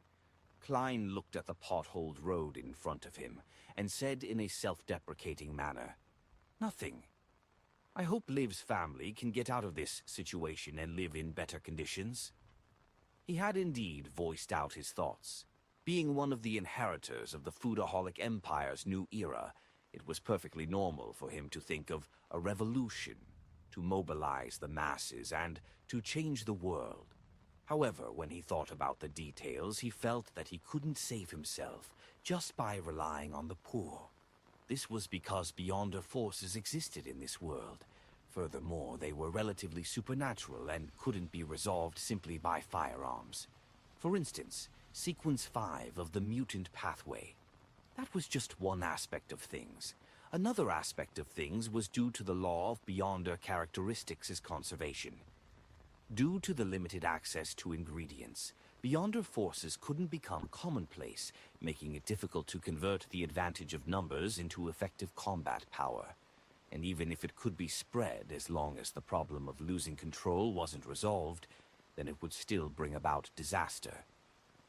If there weren't any high-sequence Beyonders, then there would actually be ways to deal with all of this to a certain extent. However, in the real world, not only were there demigods, but there were also sealed artifacts that could kill people without them even knowing how they died. Besides, deities were real, and they stood high and lofty. In this way, the poor would use strikes and street protests to fight back. However, once they took up weapons and established an army, they would be met with an unstoppable counterattack. It wasn't impossible for a large-scale natural disaster to occur, one that would affect people psychologically. The only ones that were on par with the official Beyonder organizations were mostly secret organizations. Typically, they were related to evil forces, so by joining hands with them, death might not even be the most tragic ending. Therefore, to embark on the path of revolution, the most hopeful road to success was to get the support of one or more churches. How many concessions could be obtained through simple strikes and street protests while still meeting the vested interests of those involved? Bribery would be much easier. However, the incident regarding the true creator, who almost made use of the miserable situations of the poor to descend upon Backland, has seemed to stir the Church of the Evernight Goddess and the nobles who are aware of the situation. I can see that from the investigation mission that Mike had accepted and the information provided by Miss Justice. Klein's thoughts lingered on East Borough, the dock area, and the factory district. In the end, he couldn't help but let out a laugh and sigh in his heart. After all the ideas that come to me, it seems that only through the threat of an evil god's descent can the poor situation be improved. However, the evil gods are also the ones who can't wait to draw on their flesh and blood, existences that devour their souls. They're the ones most likely to bring a disaster that no one can escape from. What wonderful irony. In Empress Borough, the opulent villa of Count Hall. As Dr. Escalante had upcoming matters she had to attend to, Audrey had brought forward her second psychology lesson for the week. Susie, more excited than she was, had long rushed into the study, even leaving the ball game she usually loved the most aside. Audrey purposely displayed her curiosity during this lesson, occasionally asking Escalante about psychology related to mysticism. At the end of the lesson, Escalante finally spoke after some deliberation. "Miss Audrey, we've organized a seminar on this subject. Many members have specialized in the intersecting field of psychology and mysticism. Are you interested in joining?" "Of course," Audrey nodded and answered without the slightest sign of hesitation. It perfectly matched her predetermined, innocent, and curious personality that she had set for herself. Escalante smiled. "Remember to keep this a secret. You know that your elders have a strong prejudice against the study of mysticism. I'll bring you there for the next lesson." "No problem." Audrey gave her consent with a hint of excitement. After sending off Escalante, whose hair reached her waist, out the study, she closed the door behind her, faced the mirror by the bookcase, and remained silent for 2 seconds. Following that, she lifted up her skirt and took a step and did a swirl from a court dance. Then, looking at herself in the mirror, she sweetly smiled and said, "Audrey, you're great." Audrey knew that she had taken the first step in entering the Psychology Alchemists. Although the seminar was most likely an outer circle and there would definitely be a lot of tests to follow, this really made her open the door to the Psychology Alchemists. In the process, she didn't borrow strength from the outside world, but instead she relied solely on her observation and performance to perfectly hide it from psychiatrist Dr. Escalante. Therefore, she was very proud of herself. "That seminar sounds interesting." Susie leaned over and wagged her tail. "Audrey, can I join?" "Join?" Looking at this golden retriever with its wicked round eyes, Audrey immediately sank into deep thought. She dragged out a terse acknowledgement. "I can't do it at the moment, Susie. You're too conspicuous."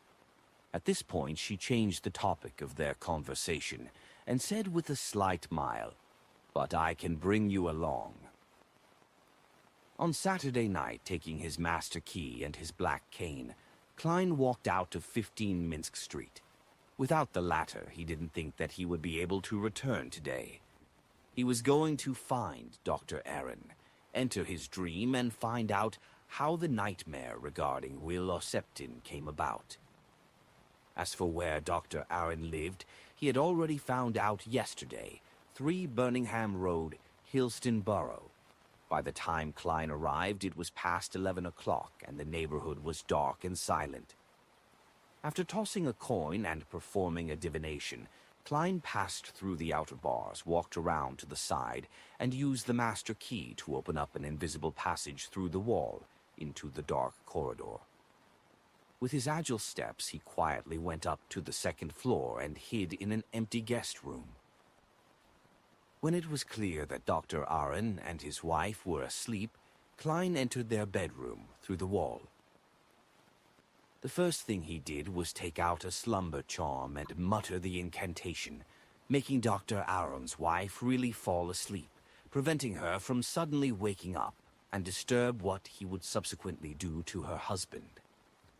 Then Klein sat down on a chair in front of the dresser, held the dream charm in his hand, and whispered a word in ancient Hermes, "Crimson." As soon as he finished saying that, he felt the charm in his palm become light, as though it had become a weightless illusion. As his spirituality poured in, a transparent flame wrapped around the charm, burning a deep and serene black. Driven by Klein's will, the blackness spread out, enveloping both Dr. Aaron and himself. Klein quickly entered a cogitation state and saw the endless darkness and the single oval-shaped light. His spirituality extended out and touched that illusory and hazy object. The world around him suddenly turned upside down and twisted, and Klein found himself on a barren plain with pitch-black stones at his feet and not even a blade of grass. In the center of the plain stood a black steeple with a huge silver snake coiled around it. It had its head reared up, and its red eyes stared coldly in their direction. Unlike what Dr. Aaron had described, the silver serpent had no physical scales, and its body was covered in dense patterns and symbols. They were all connected to each other into what seemed like wheels, and there were different symbols around each wheel.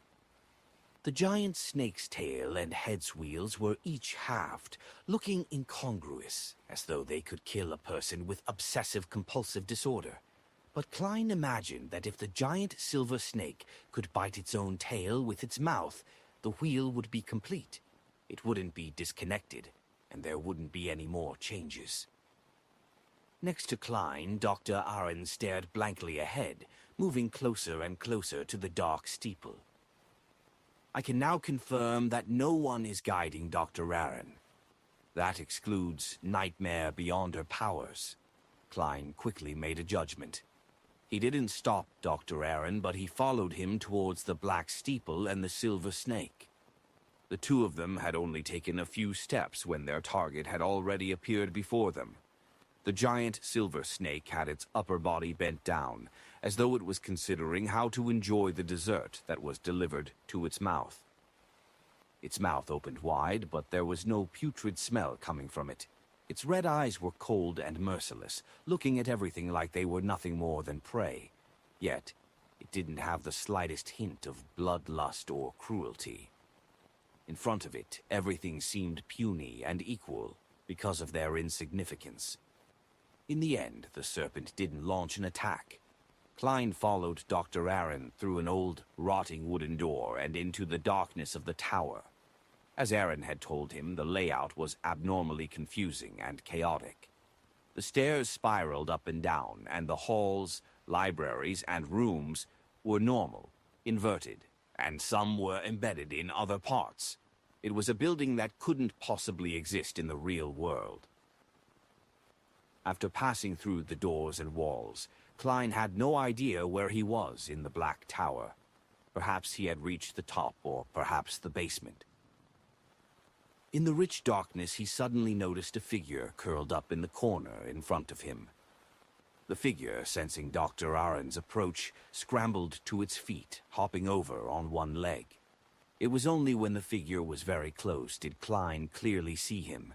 He looked dignified and strong in his early teens and had an expression of obvious fear. The figure was about 1.4 meters tall, and his left calf was missing. It was obvious that he was the child who had undergone surgery. Will Alsepton. In his hand was a deck of tarot cards. His pitch-black eyes were filled with surprise and joy, as well as fear and horror. "Dr. Aaron, a snake wants to eat me." Suddenly, he let out a blood-curdling scream as the image of a huge, mysterious, silver snake was reflected in his eyes. Whoosh! The tarot cards in his hand fell to the ground, leaving only one card tightly gripped in his palm. Klein focused his gaze over it and saw that there was, similarly, a wheel on the card. It was the Wheel of Fortune card. Whoosh! The dream shattered instantly, and Klein found himself still sitting in a chair in front of the dresser. Chapter 3, 189, Nighthawk. The crimson moon outside the window was obscured by the clouds. Its moonlight that penetrated through the curtain barely outlined the large objects in the bedroom. The darkness and intensity became the main theme of the room. Klein sat in such an environment and was in no hurry to leave. He looked at the sleeping Dr. Aaron and began to analyze the images he had seen in the dream. Bilar Septain eventually held the Wheel of Fortune card in his hand, and in such a dream everything symbolizes something. It's a revelation obtained by one's astral projection. In other words, Will Osseptin's matter is related to fate. Furthermore, that giant silver snake might very well represent the Snake of Mercury. This child might actually be related to a high-sequence beyonder, be of the monster pathway, or some strange sealed artifact. Does his danger stem from the Snake of Mercury, or the result of greed due to the strange sealed artifact? But the Snake of Mercury is Sequence 1. It's an existence closest to that of a god. Just its name on its own is an embodiment of his high level. It's impossible that he can't do anything to a child like Will Osseptin. That Amon, who is of an unknown sequence number, perhaps Sequence 1, 2, or 3, could even invade the space above the gray fog with just an avatar. This matter doesn't seem to be that simple. There must be a huge secret behind his matter. At this thought, Klein had already decided to pull back completely. It's obviously a very dangerous matter. Furthermore, that tarot card might not be a mystical item. What's special might very well be Will Osseptin himself. Yes, apart from having nightmares, Dr. Aaron's troubles are already settled. There's no reason for me to get involved in it. To proactively act on this and challenge the impossible is nearly identical to suicide. Yes, I must follow what my heart tells me. Klein pushed the surface of the dressing table with his black-gloved right hand and slowly stood up. Having just entered the dream, he was completely convinced that Dr. Aaron's nightmare came from a revelation that his astral projection had received in the spirit world, and that revelation had been deliberately created and provided by a high-level existence. The paper crane was just a tool for locating him. According to a chapter in the Book of Secrets, Klein could also try to use the paper crane to find Dr. Aaron's astral projection in the spirit world and observe the source of the revelation, but he had already decided to not get involved. Stretching his body, Klein flipped through Dr. Aaron's leather wallet with the last of his curiosity, and he took out the paper crane. He placed the paper crane on the tip of his cane, and he held them simultaneously. Then his eyes turned deep as he softly muttered to himself, Will Osseptin's current location. After the divination sentence was repeated 7 times, a breeze suddenly blew in the room, bringing with it a cool feeling as if it were blowing on one's soul. Klein let go of his right palm, and the cane stood firm before falling down with the paper cranes, pointing diagonally at the bed. There, Klein frowned and moved to another position. He repeated the divination and successfully received his feedback. And the intersection point of the 2 divinations was Dr. Aaron. Will Osseptin's position overlaps with that of Dr. Aaron. That's interesting, Klein said to himself, amused and amazed. His curiosity was piqued to the extreme. Although he didn't intend to get involved in this matter, he wanted to know why there was an overlapping situation such as this. Why don't I bring the paper crane above the gray fog for divination? With the gray fog's obstruction, there won't be any accidents. Klein quickly came up with a new idea. Since it wasn't convenient for him to summon himself in Dr. Aaron's bedroom, he decided to take the paper crane home first. Ikiui, he had actually long prepared for this. Before coming, Klein couldn't confirm the seriousness of the matter, and he had hoped to find Will Ossiptan, seeing if he had the opportunity to obtain the tarot card. Therefore, he had prepared another paper crane to replace the real one. It made it easier for him to do all sorts of divination, and he could switch it back once the problem was resolved. As soon as he thought of it, Klein took out the paper crane he had prepared. He had deliberately folded it above the gray fog, just in case Dr. Aaron had suddenly decided to hand over anything related to Will Ossiptan to the Church of the Evernight Goddess, allowing his counterfeit to be divined. Taking into account the overall picture and the details would make things much easier. Klein praised himself. With the help of the faint moonlight, he carefully compared Will Ossiptan's paper crane and his to see if there were any clear differences. Upon comparing them, Klein immediately fell silent. His handicraft skills weren't even comparable to a child's. In fact, they're all paper cranes, so there isn't much of a difference. Mine is only a little cruder. As long as Aaron hadn't studied the original one carefully, then he wouldn't be able to tell that it has been swapped. Klein muttered silently to himself, took out a coin, and used divination to make a final confirmation. After receiving a revelation that confirmed this, he put his paper crane back into Aaron's wallet and returned it to its original position. He then took care of the scene, bringing Will Ossiptan's paper crane along with him and left 3 Birmingham Road. With the help of the dowsing rod, Klein successfully returned home. While he was taking a bath, he summoned himself and brought the paper crane along with the master key above the gray fog. Sitting in the quiet and empty palace hall, he picked up the paper crane and carefully examined it for a few seconds, but he didn't discover anything abnormal. Then, with a pen and paper, Klein wrote the same divination sentence as before, Will Ossiptan's current location. This time he switched to using dream divination, and he was pleasantly surprised to see an image appear in the world of the gray fog. It was a dark room. A strong and dignified Will Ossiptan leaned against the desk with the help of a chair by the window, and he looked out at the scenery with his pitch-black eyes.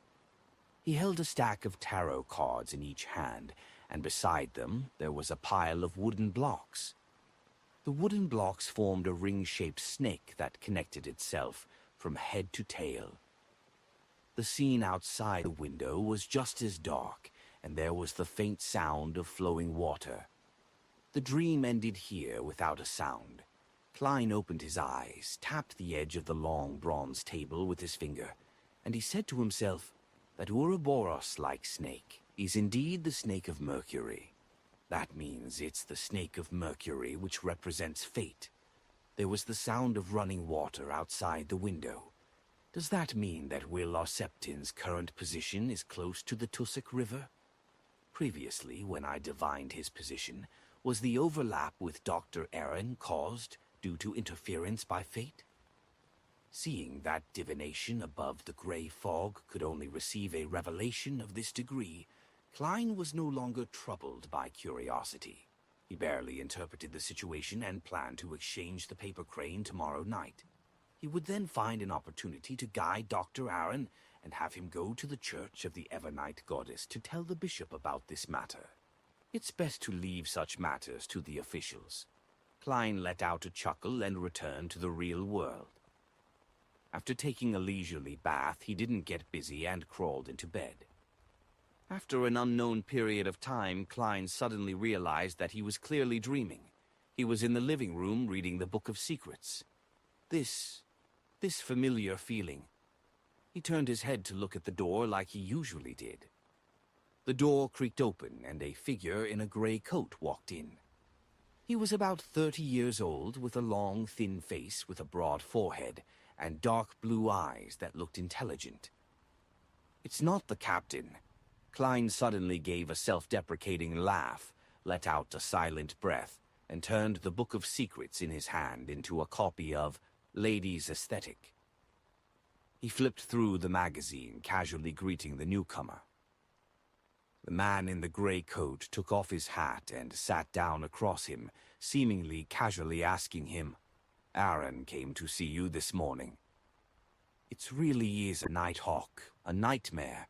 Klein resisted the urge to sigh and replied with a smile, "Yes." He had already figured out why the nighthawk had suddenly entered his dream.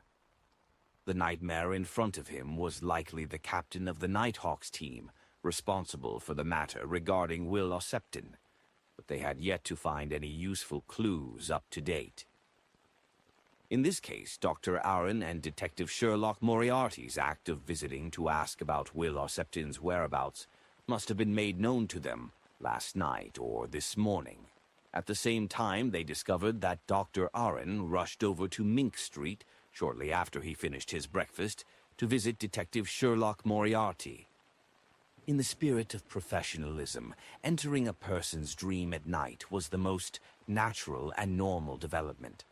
As for Dr. Aaron, his situation was rather sensitive, so rashly entering a dream might cut off clues, so there was no doubt that a certain detective became the first choice. "What did he encounter?" the captain of the Nighthawks team asked casually. Klein answered honestly. He had a nightmare. Klein described the pitch-black tower, the giant silver snake, and Will Ossepton under layers of protection, and other scenes. Finally, he said, before this nightmare, Aaron had gone to Will Ossepton's place to find the child, partially because he was worried about his health, but also because he was puzzled over his bad luck. Unfortunately, the Ossepton family had moved away. However, Aaron recalled that the boy had given him a paper crane that the boy had folded himself and had wished him luck. Perhaps agitated by these two events, he had such a nightmare. The man in the gray coat looked pleasantly surprised. "Paper crane?" "Yes." Klein nodded slightly. "The child gave it to Aaron before he was discharged, and Aaron threw it into his office drawer. He forgot about it until last night." "I understand. Thank you for your explanation." The captain of the Nighthawks team stood up and bowed with his hand against his chest in a very polite manner. Suddenly, there was a ripple in the dreamland, and he disappeared from the room. Looking at the position where he had sat, Klein deduced what would happen next. The Nighthawks might go to Dr. Aaron's tonight and enter his dream for investigations and take the paper crane away. However, a question arose. The paper crane was folded by Klein, and the real thing was above the gray fog. Forget it. Regardless of which paper crane they use, they'll never be able to divine the answer. "It doesn't matter if I switch it back or not," Klein said to himself. He gathered his thoughts and continued to sit there. He wasn't in a hurry to leave the dreamland, and he stared blankly for a long time. After a while, the corners of his mouth curled up as he softly sighed. How nostalgic.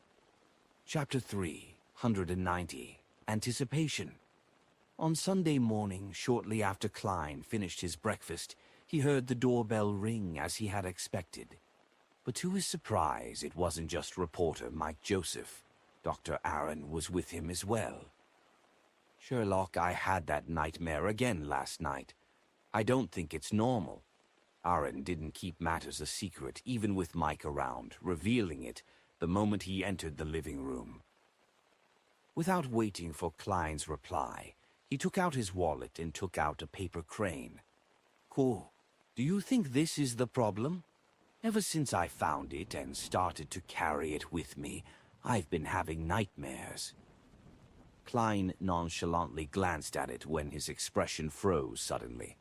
If he hadn't been a clown in the past and had a great control over his facial muscles, then he might have revealed an undisguised smile in front of the reporter and doctor. Yes, a smile. This paper crane is even uglier than the one I made. This was the first thought that came to Klein's mind. At that moment, he had the urge to cover his face and sigh. Could having poor handicraft skills be a tradition of the Nighthawks? There was no doubt that the paper crane in front of him was the result of another switch. After receiving accurate information from Klein, the Nighthawks had seemingly sneaked into Dr. Aaron's bedroom without any delay and switched their folded paper crane for the one in his wallet. But what they didn't expect was that the one in the wallet was also a fake. It was folded by Klein above the gray fog and appeared rather crude. I feel an inexplicable sense of joy. Klein glanced at Dr. Aaron, who didn't notice it, cleared his throat, and said, "Perhaps I suggest that you go to the cathedral again and talk to the bishop you previously talked to. We need to believe that the gods that we believe in are always watching over us." As he spoke, he drew a triangular sacred emblem on his chest. After the nightmare had left last night, Klein had specifically gone above the gray fog to divine if it was dangerous having switched the paper crane. The result was that it was very safe. Thus, he was now able to make this suggestion with great interest in an attempt to tease his former colleagues. I wonder how they would feel seeing the paper crane that they didn't fold very well return to them. Klein placated Dr. Aaron in all seriousness and turned to the reporter and said with a smile, "Mike, to tell the truth, what I really want to advise Aaron to do is to go see a psychiatrist. But faith can certainly soothe his soul." "You're not being frank at all." Mike laughed. "All right, let's go." The next day, Klein accompanied the Daily Observer reporter into Eastborough to interview the rescued girls.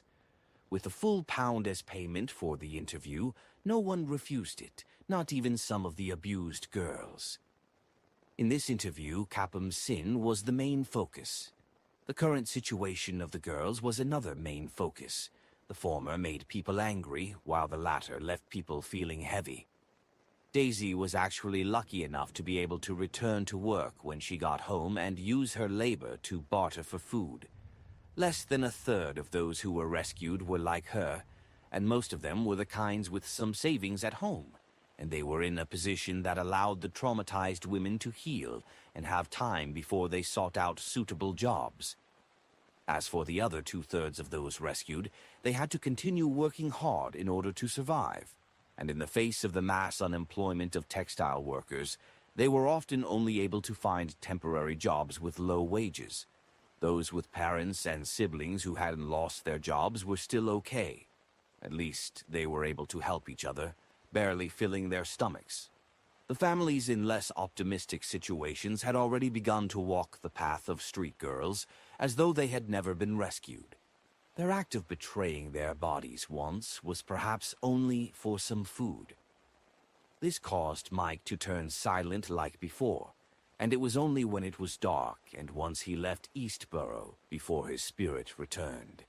He thanked Klein. "Sherlock, it's all thanks to you. Otherwise, I definitely would have been blackmailed today by those rogue gangsters." "Isn't that why you hired me?" Klein smiled politely without any complacency. With old Kohler informing them beforehand, old Kohler and Liv's family hadn't revealed that he had helped search for Daisy for free. Especially when Daisy, who was pretty smart, was asked if she knew any relatively special people, she answered directly, "Mr. Reporter and Mr. Detective." Mike nodded sluggishly and walked on in silence for a long time. Before he boarded the carriage, he suddenly let out a sigh. "I would like to make a call in this report for the government to use Capim's estate to set up a bursary fund, which will use the annual income to help the rescued girls and others who have been harmed by Capim to get them out of their predicament. Although Capim's safe had already been robbed clean by the hero bandit, his greatest wealth is the property he bought. These should have all been obtained illegally." Klein listened carefully, gave Mike a deep look, and said in sincere praise, "You're the best reporter I've ever met." There are plenty of reporters like me. There are always idealists in the world. Mike sighed. With that, he paid £10 to Klein and took off his hat and waved it. As he watched the reporter get into the rental carriage, Klein was about to take a public carriage in the other direction, when Mike suddenly opened the window and asked with a jibing smile, "Sherlock, I'm not the only reporter you know, am I?" Klein was stunned for a moment, then he laughed. "Guess." "City of Silver." Like a trapped beast, Derek Berg paced around the room in anxiety. He felt that the chief wasn't paying enough attention to his report. He was worried that the exploration team members who had been affected by the fallen creator to an unknown extent would cause devastating damage to this city that had lasted for 2,582 years in the darkness after their quarantine. In such a situation, he was eager to obtain advice from Mr. Hanged Man, Miss Justice, and company, who were rather familiar with the fallen creator. This was the tarot gathering he anticipated the most. Wait a little while longer. Just wait a little longer. If Mr. Fool doesn't summon me, I will pray directly to him. Derek tried to calm himself down, but his pacing didn't slow down one bit. Suddenly, he saw the endless gray fog and heard the messianic voice say, "Prepare for the gathering." With a sigh of relief, Derek sat down on the edge of the bed carefully and lay down, pretending to be ready to sleep due to exhaustion. After silently counting 1,000 rapid heartbeats, he waited for a while before he was engulfed by the illusory dark red light. At that moment, Derek's room was abnormally quiet. Lightning streaked across the sky outside his window, keeping the darkness away from the land. Suddenly, by the corner of his bed, a black figure squirmed and extended, taking the shape of a human. The dark figure quickly grew tall and quietly looked down at Derek. He carefully observed him for nearly a minute, then withdrew without gleaning anything. In the corner, the shadows remained the same, unchanging. The endless gray fog lingered beneath his feet as usual. The long bronze table in front of him was mottled with green rust, but it didn't seem to be rotten at all. The first things that Derek saw were Miss Justice and Miss Magician sitting opposite him. The familiar jovial greetings sounded in his ear. "Good afternoon, Mr. Fool Tilde." "Good afternoon." Klein, shrouded in gray fog, nodded slightly. He seemed to respond leisurely to Miss Justice and the other members' greetings, but in reality he was busy manipulating the world, making him appear like a real person. After yesterday's interviews with reporter Mike, it was already dinner time. Klein went to a restaurant that served finer Potter cuisine, and he was so overwhelmed by the spiciness that he voluntarily ordered a cup of desert beer. After eating his fill and returning home, he didn't go out again for the rest of the day. Neither did he study the Book of Secrets or prepare his own food. That eased the heavy emotions he felt whenever he went to Eastborough. Without realizing it, the afternoon had arrived, and his thoughts shifted to the tarot gathering. After the greetings, Justice, Audrey, restrained her curiosity and excitement, and she was in no hurry to inquire about the truth behind the Capum incident. Mr. Fool might not answer, but how would I know if he wishes to answer, if I don't ask? Well, I hope he makes a request of equal value, and I'll do my best to fulfill it. Audrey looked around at the other members and observed the states of the other members. As a telepathist, she very quickly discovered something strange. "Hey, the sun appears very anxious.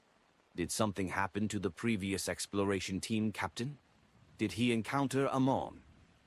In addition, Force is in an indecisive state of wanting to ask, but not daring to. She must have seen the papers and guessed from the tarot cards that our tarot club was involved in Capum's death. but she's curious who the Emperor card represents. She seems to be even more in awe of Mr. Fool. What happened? Mr. Hanged Man seems to be in a very good mood. He's finished digesting his potion. He seems to be anticipating something. Mr. World is still as gloomy and reserved as before, and it's hard to read his thoughts. He really is the nemesis of the spectator pathway. Derek didn't try to hide his anxiety, but he didn't consult the other Tarot Club members directly. He knew perfectly well that the initial time belonged to Mr. Fool, unless there were no so-called Roselle diary entries. There's no need to rush. The gathering has already begun. If Mr. Fool is in a good mood, he might be able to answer some questions. Derek consoled himself. Alger looked up and humbly said, "Honorable Mr. Fool, I've found 3 new pages of Roselle's diary." Diary? Roselle's diary? Force pricked up her ears. Klein smiled and replied, "What do you want to exchange them for?" Glancing at the card next to Mr. Fool's hand, Alger suppressed his eagerness and said, "I want to know what that card you have next to you is." Chapter 3, 191, The Great Seafarer, Roselle. I know that. Audrey's eyes were half-turned and her chin was slightly raised. She happily cast her gaze diagonally across her, towards a stone pillar that supported the dome. She quickly withdrew her gaze, ready to admire the reaction of Mr. Hanged Man after he heard the answer. Force vaguely realized one thing. The so-called Roselle's diary can be exchanged with Mr. Fool for answers to certain questions and maybe even some items. Roselle's diary. Is it referring to the notes that are written with Roselle's unique symbols that no one can interpret? They were actually diary entries. Mr. Hanged Man's tone sounded very firm, and Mr. Fool didn't retort him. I've encountered many, but I've never bought any of them because I wasn't interested. Ah, yes, Miss Audrey has quite a few. She's a fanatic when it comes to this. But that dog of hers, last week. No, maybe last week. I don't remember it too well. Basically, it tore up many books and notes, including all of the diary entries from Emperor Roselle. The sudden surprise and disappointment that emerged had filled her heart and made her want to raise her hands, cover her ears, and scream. That wasn't enough to express her current feelings. I hate dogs, Force bitterly thought. The Hanged Man's request was somewhat beyond Klein's expectations. However, it was the easiest for him to complete. He chuckled and said, "Sure. Do you want everyone to hear it, or do you want to be the only one to know it?" Alger replied without hesitation, "Only myself." He didn't have the spirit of selfless devotion to others. Klein laughed and blocked the senses of the other members, which made Miss Justice very upset. She was waiting to see Mr. Hanged Man's stunned and shocked expression, as though she had done something great herself. Although she couldn't proclaim it out loud, she still looked forward to the subsequent reaction after Mr. Hanged Man knew the answer. "But now, that detestable Hanged Man has deprived me of this happiness," Audrey grumbled inwardly. Of course, she was very clear that his request was absolutely justified. But I already know the answer. She pursed her lips and thought. At this moment, Klein leisurely flipped over the card of blasphemy and held it vertically, allowing the Hanged Man to directly see the black-armored, crowned, and caped Roselle. It was common to see the portrait of Emperor Roselle, so Alger recognized him immediately. More importantly, there was a clear sign on the card saying, "Sequence 0, Dark Emperor." Indeed. It's the rumored deck of cards which contains the paths of the divine made by Emperor Roselle. It's the original prototype of tarot cards. Sequence 0, Dark Emperor. Is this the lawyer pathway to becoming divine? Mr. Fool has been collecting Roselle's diary all this time, apparently in order to find clues to this deck of cards, and in a matter of months, he has already acquired one. Alger was surprised and delighted, as well as excited and agitated. All of a sudden, he inexplicably felt that the future of the Tarot Club was incomparably bright. Previously, he had only been intimidated by the mysteriousness and potency of Mr. Fool, and he had only held the notion of using the Tarot Club to exchange information and goods. But now, he began to think of the advantages that he and the other members could reap when Mr. Fool managed to collect all of Emperor Roselle's cards. At that time, the Tarot Club might become the most powerful secret organization. Alger couldn't help but look forward to the future. Then Klein said slowly, "A card of blasphemy." He then immediately removed the isolation barrier. As soon as she regained her senses, Justice Audrey immediately turned her gaze towards the hanged man. Through the blurred image, she could vaguely read the remaining shock, joy and yearning from the other party. "That's more like it." Audrey was immediately greatly satisfied. "A card of blasphemy. Indeed, it's related to the blasphemy slate."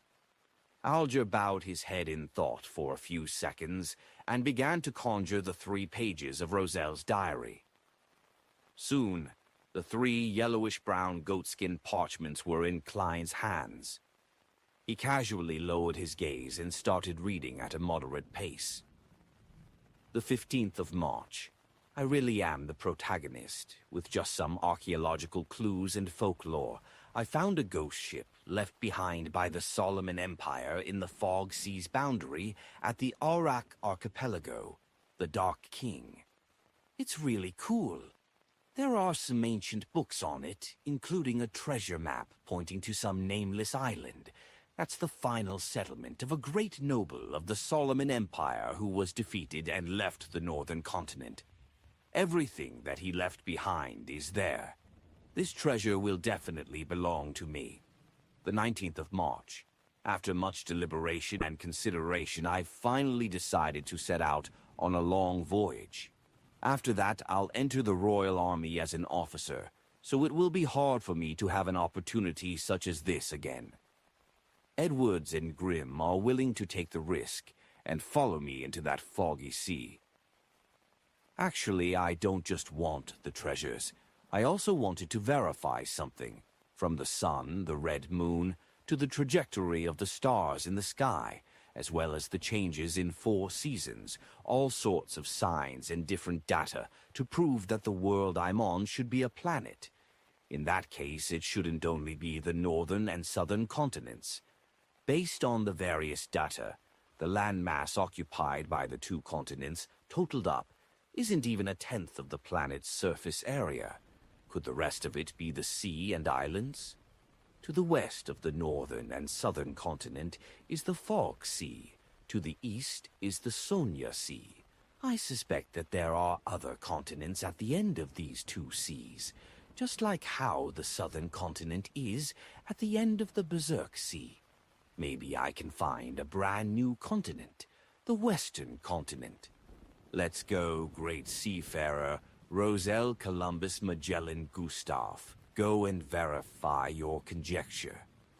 The Emperor sure was reckless when he was young. He actually dared to go on a voyage just because he received a treasure map that he had no clue about its authenticity, or if it held any danger. No, he's as rash as he was when he was young, even in his old age. The cards of blasphemy are evidence of this. Klein couldn't help but lampoon. The diary entry seems to be linked to a page or 2 that he had seen before, separated by at most 1 or 2 other diary entries, so Klein was almost certain that Roselle had lost his way in this voyage and ended up finding a primitive island just outside of the safe sea routes. On it, there were a number of Beyonder creatures. In the process, he had also teased Grimm and Edwards, who were following him to sea, using the memes of the 4 horsemen of the apocalypse and the Pirate King. Oh, shit. In addition, Grimm, who had been praised by Roselle as the smartest of them all, became increasingly stranger after discovering the primitive island, and he ended up dying in the Fog Sea. Speaking of which, the idea that the world is a planet is now widely accepted and confirmed by astronomy. Klein turned to the second page of the diary. The 18th of April, I discovered the term Western Continent in an ancient book on the Dark King. There really is a Western Continent. However, even during the Fourth Epoch, in the Solomon Empire, when the gods were still walking the lands, the Western Continent was only a rumor. Legend has it that it was the homeland of the elves, and it was related to the ancient god named Sonyathrym. The problem with that is that the elves ended up on Sonya Island, and later scattered themselves over the mountains and the numerous islands in the seas, and there is no legend that they have ever tried to return to their homeland.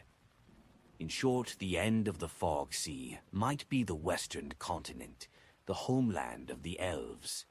Then, what's at the end of the Sonya Sea? Is there really an Eastern Continent? Where is it hidden in the books of myths? Could it be the ethereal forsaken land of the gods? Proceed onward, Roselle. You're about to reach your destination. The Western Continent, the Eastern Continent. Roselle guessed that the latter might be the forsaken land of the gods. Yes, Mr. Hanged Man once said that many members of the Aurora Order were searching the Sonya Sea for the true Creator's holy residence, and he suspects that the holy residence is the forsaken land of the gods. This is in line with Emperor Roselle's thoughts. This world has many secrets. Klein lowered his gaze towards the last few paragraphs of the page. The 20th of April. All signs indicate that we're about to reach a continent, not the land from an island. There's actually a benefit to being lost. Could it be that I've discovered the so-called Western Continent? The 21st of April. I saw the abyss. Abyss? Did Roselle see the abyss in the sense of mysticism? Klein's pupils shrank as he quickly turned the page. But the third page of his diary made him doubt his life and his many years of Chinese education. It was filled with the following sentences. F asterisk, asterisk, K hungry, please people in manner. This, Klein realized that this was probably a subsequent forgery of Roselle's diary entries. They had randomly pieced together a bunch of sentences based on the original symbols. At this moment, Klein felt like he was seeing intelligible characters and had the urge to curse those forgers. He wanted to know if the abyss mentioned in Roselle's diary was the abyss to which the terms source of evil, land of corruption, and home of devils referred to. The true abyss is the dark side of the universe, where even gods can be corroded. It should be independent from the real world, just like the spirit world. At the very least, this is what the Book of Secrets and the books which I came into contact with during my time with the Nighthawk say. If it's not the true abyss, then what did the Emperor mean by abyss?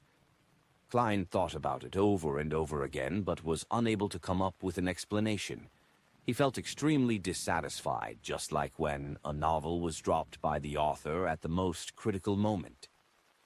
With a single glance, he calmed down and let the diary entries disappear from his hands.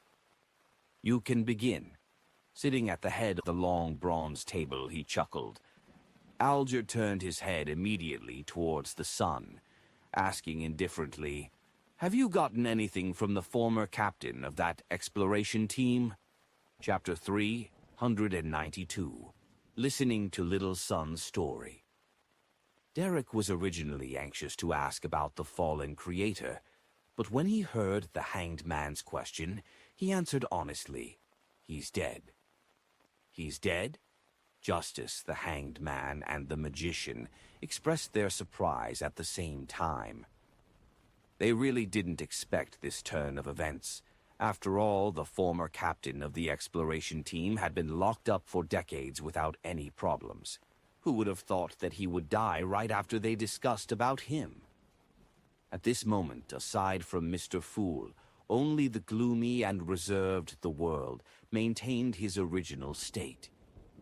Derek nodded and said, Yes, after I returned to the City of Silver, I wanted to glean more information from the former captain, using Mr. Hanged Man's suggestions, but he suddenly appeared behind me, asking me if I was looking for him. Upon hearing this, Audrey suddenly drew a short breath. Although the son obviously lacked the ability to tell a good story, his simple description still gave her the feeling of reading horror novels late into the night. It was as if someone was standing behind her, also asking, "Are you looking for me?" Force was as frightened as she was excited, having found the feeling she had as a child, listening to her mother's recount of a ghost story.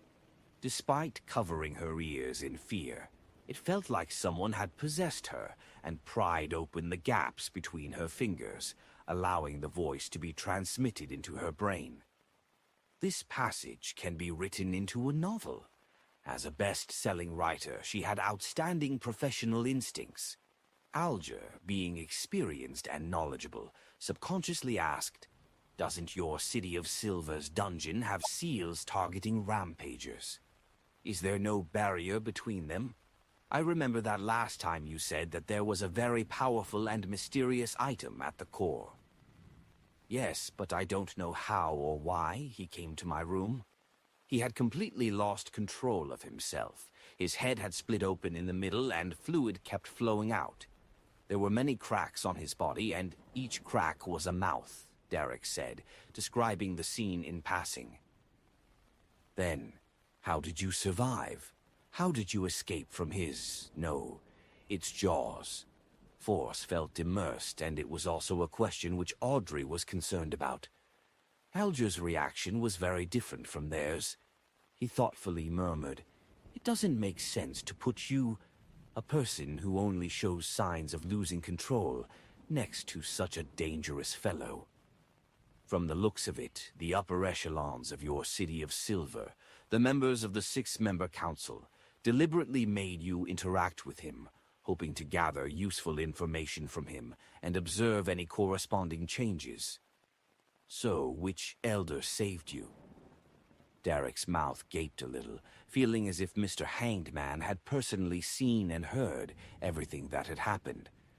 Just based on the situation I described, he was able to guess the truth. "How amazing!" Derek answered with admiration. "Yes, just as you said. The chief appeared just in time and used the mystical item to deal with the rampager." Noticing the respect and admiration from the son, Alger let out a chuckle. "It's quite an obvious case. As long as one is experienced enough, you'll easily be able to notice this." "I didn't think of it," Audrey muttered to herself, somewhat depressed. "I couldn't tell." Force ran her hand through her hair, ashamed. "I didn't think in that direction." The world repeated Mr. Fool's sigh. After saying that, Alger frowned slightly and slowly asked, "You said that not long after you returned, the former captain of the exploration team lost control?" "He didn't lose control for decades, but he suddenly lost control after you returned." At the same time, Mr. Hanged Man raised his head and looked at Mr. Fool. Seeing that Mr. Fool was very calm and without any hint of abnormalities, his mood immediately eased. All the uneasiness he had just now turned into questions. "The Amon family is known as blasphemers. Could it be that that person discovered the Tarot Club and the secret above the gray fog, but he was easily finished off by Mr. Fool?" Derek nodded seriously and said, "I guessed 2 reasons. One was because I chose the sun pathway, and you said that the Amon family was the descendant of an ancient sun god. The other reason is that he noticed that Mr. Fool was pulling me in to attend the gathering, so changes happened to him, and it was proven to be the latter." "How was it proven?" Alger pressed, leaving no stone unturned. "Someone sensed that Mr. Fool was pulling him in to attend the gathering. Someone can really detect it? How terrifying." As expected of a blasphemer, Audrey was astonished and shocked. She couldn't help but glance at the end of the long bronze table, and she was immediately comforted by Mr. Fool's calm and indifferent attitude. It's just a trivial matter. To Mr. Fool, it's just a trivial matter, Audrey thought with joy and relief. So it turns out that someone is able to discover the Tarot Club's gathering. As expected, with so many pathways and so many sequences, there would always be a beyonder power that can detect this. But for me right now, this is a very bad thing. I'm still too weak. I have to advance my sequence as soon as possible. Force was momentarily surprised and frightened. Derek truthfully described the events. I saw Amon's shadow when the rampager was finished off by the chief. It should be him. This is what he looks like. With the approval of Mr. Fool, Derek conjured a light screen depicting Amon. A black classic robe, a matching pointed hat, a crystal monocle, a broad forehead, a thin face, black eyes, black curly hair. Have any of you seen him before? Derek asked hopefully. The Hanged Man, Justice, the Magician, and the World shook their heads in unison. Without harping on the matter, Derek continued, Amon's shadow was eliminated by the chief with the help of the mystical item, leaving being a translucent worm. The chief told me that it was only an avatar of Amon. He explained to me the reason for arranging it, so I lived beside him. After confirming that I was fine, he allowed me to return home. I was a little afraid, unaware of any subsequent actions Amon might take. Therefore, the moment I reached home, I prayed to Mr. Fool. Wait, Alger interrupted the son with a frown. You said that you just experienced such a strange and terrifying incident, and the chief let you go home just like that. And the moment you returned home, you didn't do anything but first pray to Mr. Fool? Yes, Derek answered blankly. What's wrong with that? He found Mr. Hanged Man's attitude rather odd. Audrey vaguely felt that what the son had done wasn't right, but she couldn't immediately figure out what was wrong.